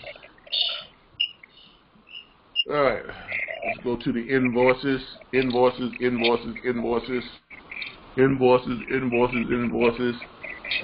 Yeah. Caesar just paid here. Yeah. Yeah, that's it. It's like $5 a month. $5.99 right there. Okay. Mr. Dorian Sullivan just paid the email domain monthly billing. Yeah, it's $5.99 per month. That's for an actual email address just like your Outlook, but it would be your name at mydispatcher.org. And you'll be able to receive emails and send emails from that email address. Okay. So the old email address we had that was shipped with RBBS, we're no longer using. Those are just, no, you can use them, but you know they're just forwarding emails. Even the new ones that we have now that has at mydispatcher.org. The free ones are just for forwarding. They're just for forwarding, which means you give us an email address, and then you will pass out your email. You put in your business cards, you know, your name at mydispatcher.org. When people email you something to that email address, it is going to forward to the email address you gave us. If you gave us a Hotmail or an Outlook or a Gmail, it's going to forward to your Gmail account. But you won't be able to send an email from that dispatcher.org. You have to send an email from your regular Gmail account. You understand? Okay. Yeah, I understand. And so the old ship with RB, those are no longer functional. No, that's still functional. Okay. We just upgraded them and switched them over, and we gave people the option. If you want to switch over to my dispatcher, just send us a thing saying you want to upgrade to the my, or you want to change over to the mydispatcher.org. Now, if you want to upgrade to a fully functional domain email address, that's $5.99 a month. Okay. $5.95. I was saying 99 cents per month, if I'm not mistaken. Okay. Yeah, that's $5.95 per month. Yeah. One other that's it right there.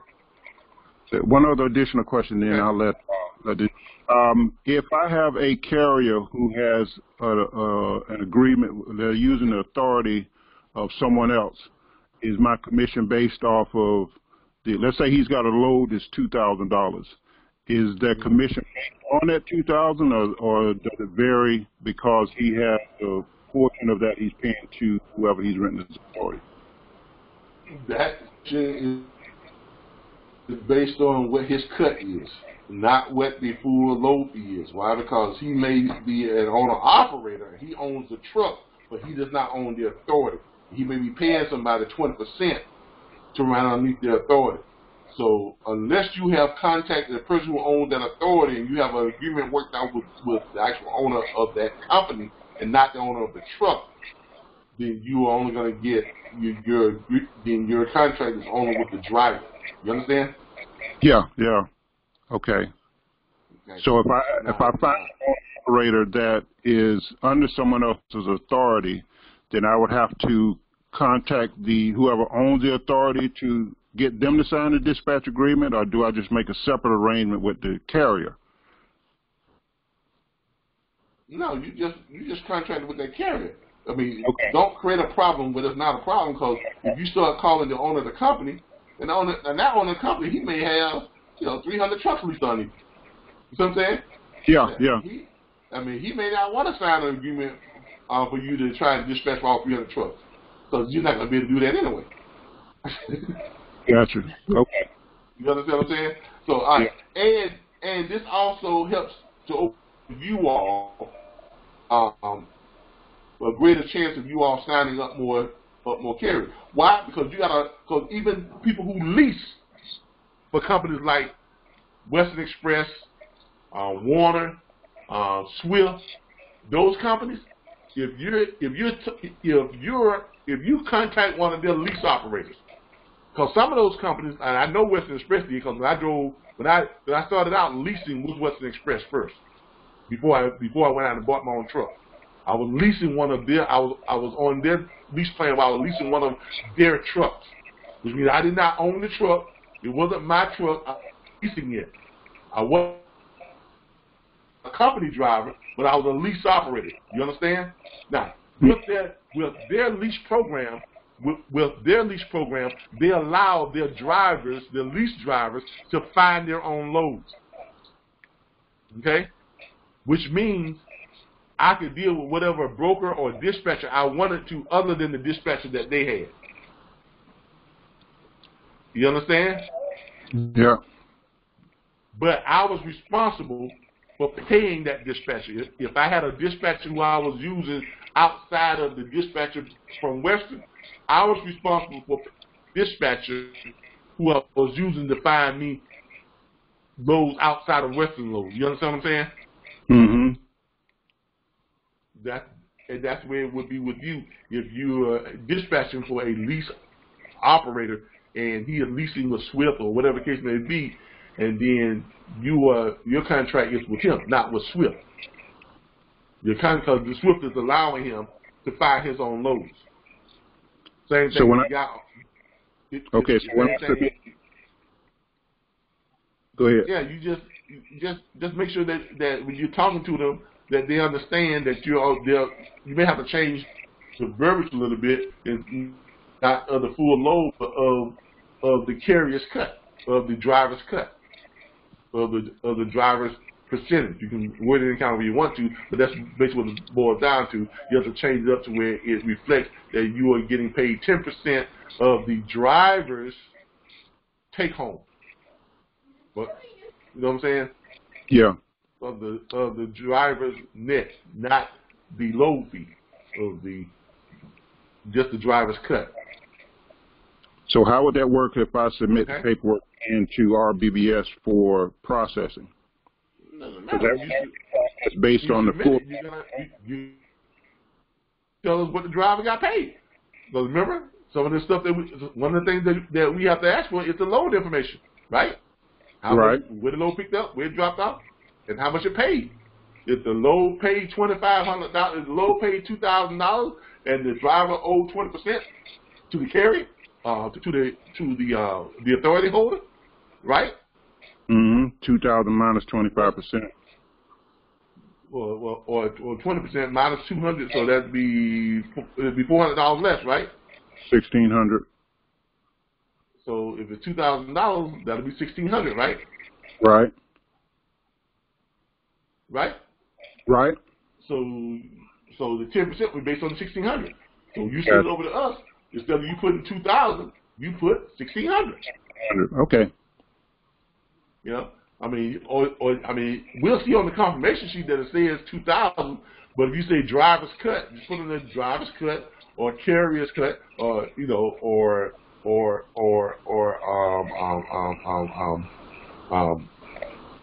the billing based on, you know, 80%, you know, 60%, 70%, whatever his percentage is. If it is 73.25%, put billing based on 73.25%. Like that's what it was with Western. I received 73.25% of the load fee. Okay, I got it. Okay. All right. Appreciate it. No problem. All right. We had Yolanda, right? Yes. My question was, okay, so and this is kind of in conjunction with the fact with the 50 split and the 19. So I foresee this being like a lifelong relationship. So how would I start, if I want to start billing from my business standpoint, but also always reference my connection with the dispatchers network, how would I do my paperwork on that? Like, say for instance, if I'm sending out, I'm sending out I'm trying to get a carrier, and I'm telling him that I am a member of National Dispatchers Network, but I'm using my company name. How do I just put I'm a part of National Dispatchers Network as an independent contractor with said business? Is that how I would word it? Well, let's see how people do it. Okay, let's go take a look at that. Let's take a look at that. Let's go to the Who Are We? Let's go look at see what other people are doing. I got too much going on here. The Who Are We? There we go. Who are we? All right. Here we go. Let me hold y'all for a second. That's my wife calling. Okay. Yes, ma'am. I know I'm a little bit over. Okay. All right, everybody. Yeah, my wife was just informing me that I've run over my time. I'm getting into her time. Yeah, y'all are crossed over into her time now. I'm almost done, baby. We're gonna wrap it up. Okay. All right. All right. Y'all on my wife's time now, so y'all on the real boss time now. All right. All right. Let's see here. Y'all with me? Is everybody still with me? Yes. Hello? Yes, still here. Okay. All right. All right. Was that not? Am I still sharing the screen? I just see the website. Is the screen still being shared? Yes, but I only see the website. What website? Like the home page of the website is of RBBS is what's streaming through on this end. Hold on, let me see here. What happened? Paul screen sharing.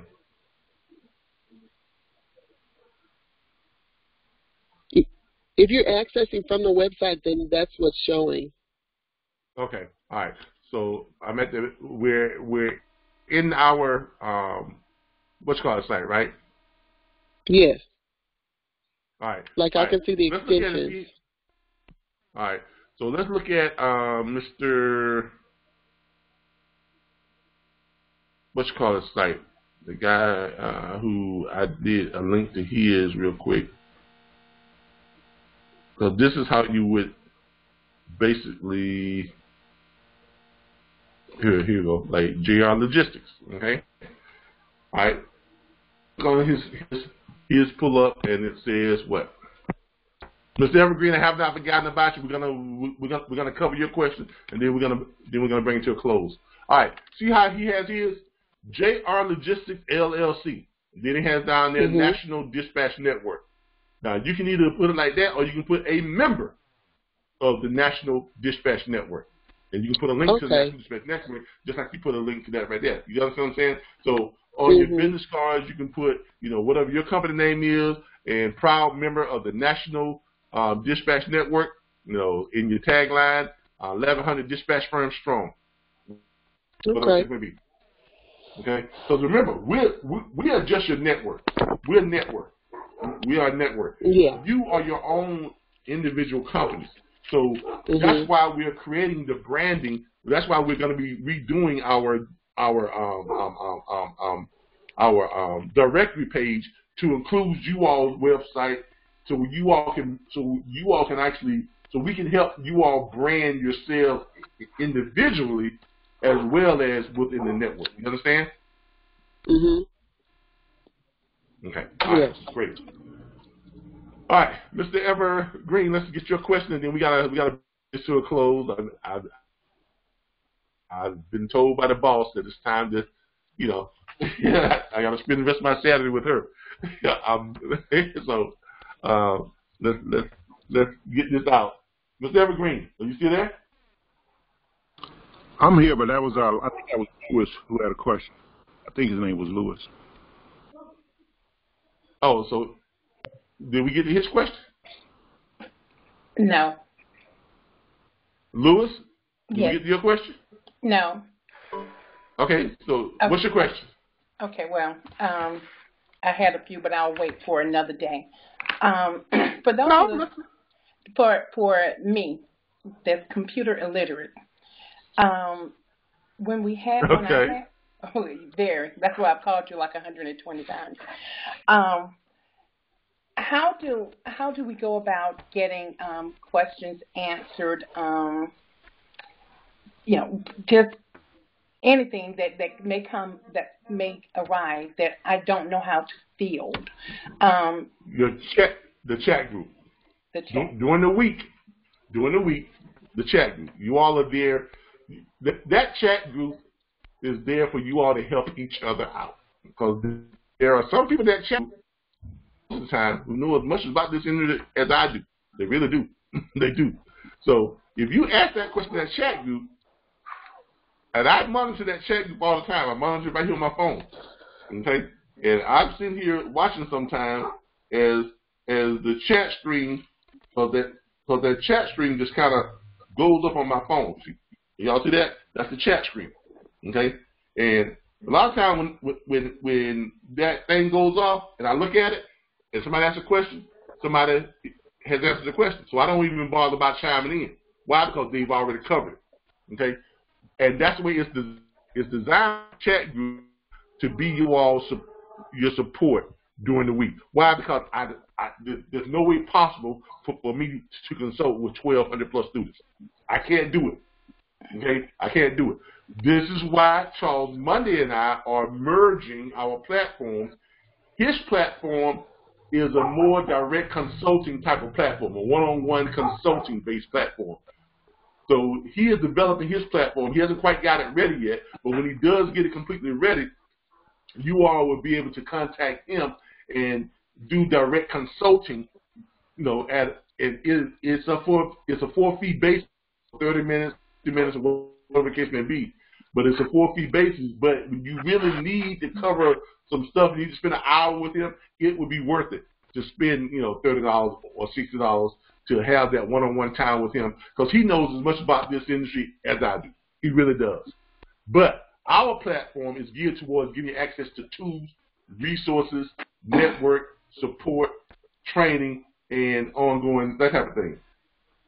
His platform is more to fill in the blanks, connect the dots, one-on-one consulting. So we're combining those two to give you all a more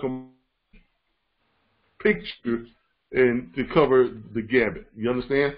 Now, on Saturdays, like now, this is you all's time to kind of get in with me. That's why I set aside the 3 hours every Saturday to spend with you all to kind of make up for not being there during the week most of the time. Now, I'm not saying don't call me during the week, because like you said, you called me and you got through to me sometimes you didn't. Right? Correct. All I'm saying is, if you call me during the week and you don't get through to me, don't feel like I'm ignoring you, because I'm not. It's just that I'm just swamped.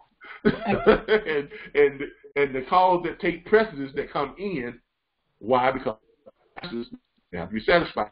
The calls that take precedence are what? The new recruit calls. And I get about close to 60 to 100 of them every day. Mm-hmm. Okay? Okay. And just this last one, the pay, just say if we opt to pay the $20, the $19, or go with the half split, does that automatically, is it set up where it automatically comes out of our bank account, or does it come out of the settlement, or how does that work? No, it doesn't come out of your bank account. We take it before we send it to you. Okay. Because yeah, we act as your monthly. Yeah, so since it was saying monthly. Oh no. Oh, I don't have a problem. Well, if you're paying, if you're paying the subscription fee, we bill that to you. Okay. We bill that to you. We send you. You get a billing every month. You get a thing every month that says, you know, that your $19.95 is due. You click on it, pay with a credit card. Now, if you want to set it up on a automatic pay, just let us know, and we'll, you know, keep your card on file, and it just come from your card every month. Okay. Okay. Thank you. All right. Mr. Evergreen? Everhart, but I'm good. Hello? You there? Yeah, I'm here. I said, you answered my questions. I'm good. Oh, I answered your question? All right. There was somebody, was there somebody else that we didn't get to?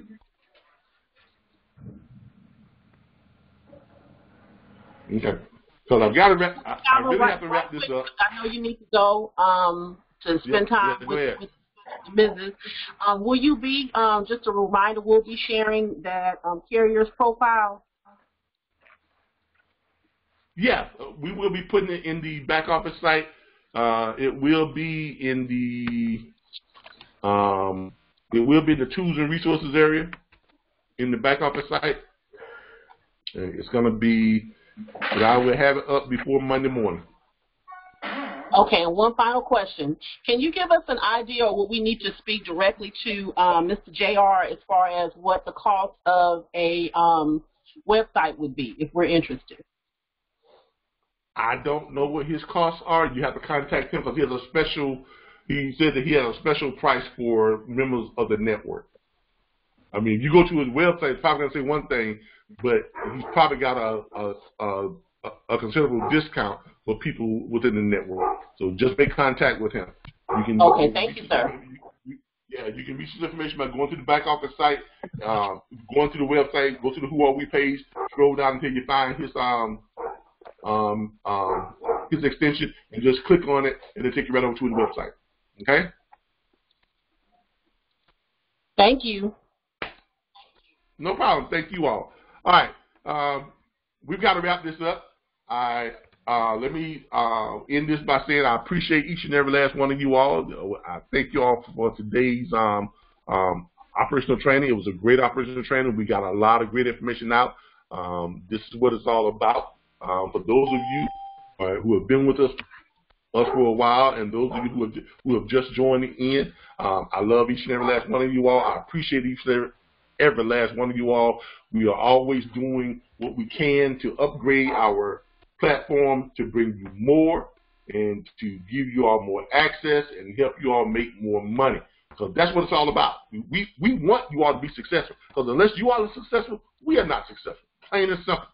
That's the difference between what we have to offer and what everyone else has to offer. Is our mutually success is tied in together. Okay, and that's what makes this platform so valuable. Okay, with that being said, new people who are here, who are just in to kind of see what we got going on, well, this is what we got going on. If you want to become a member of our platform, you can go right to our homepage at mydispatcher.org.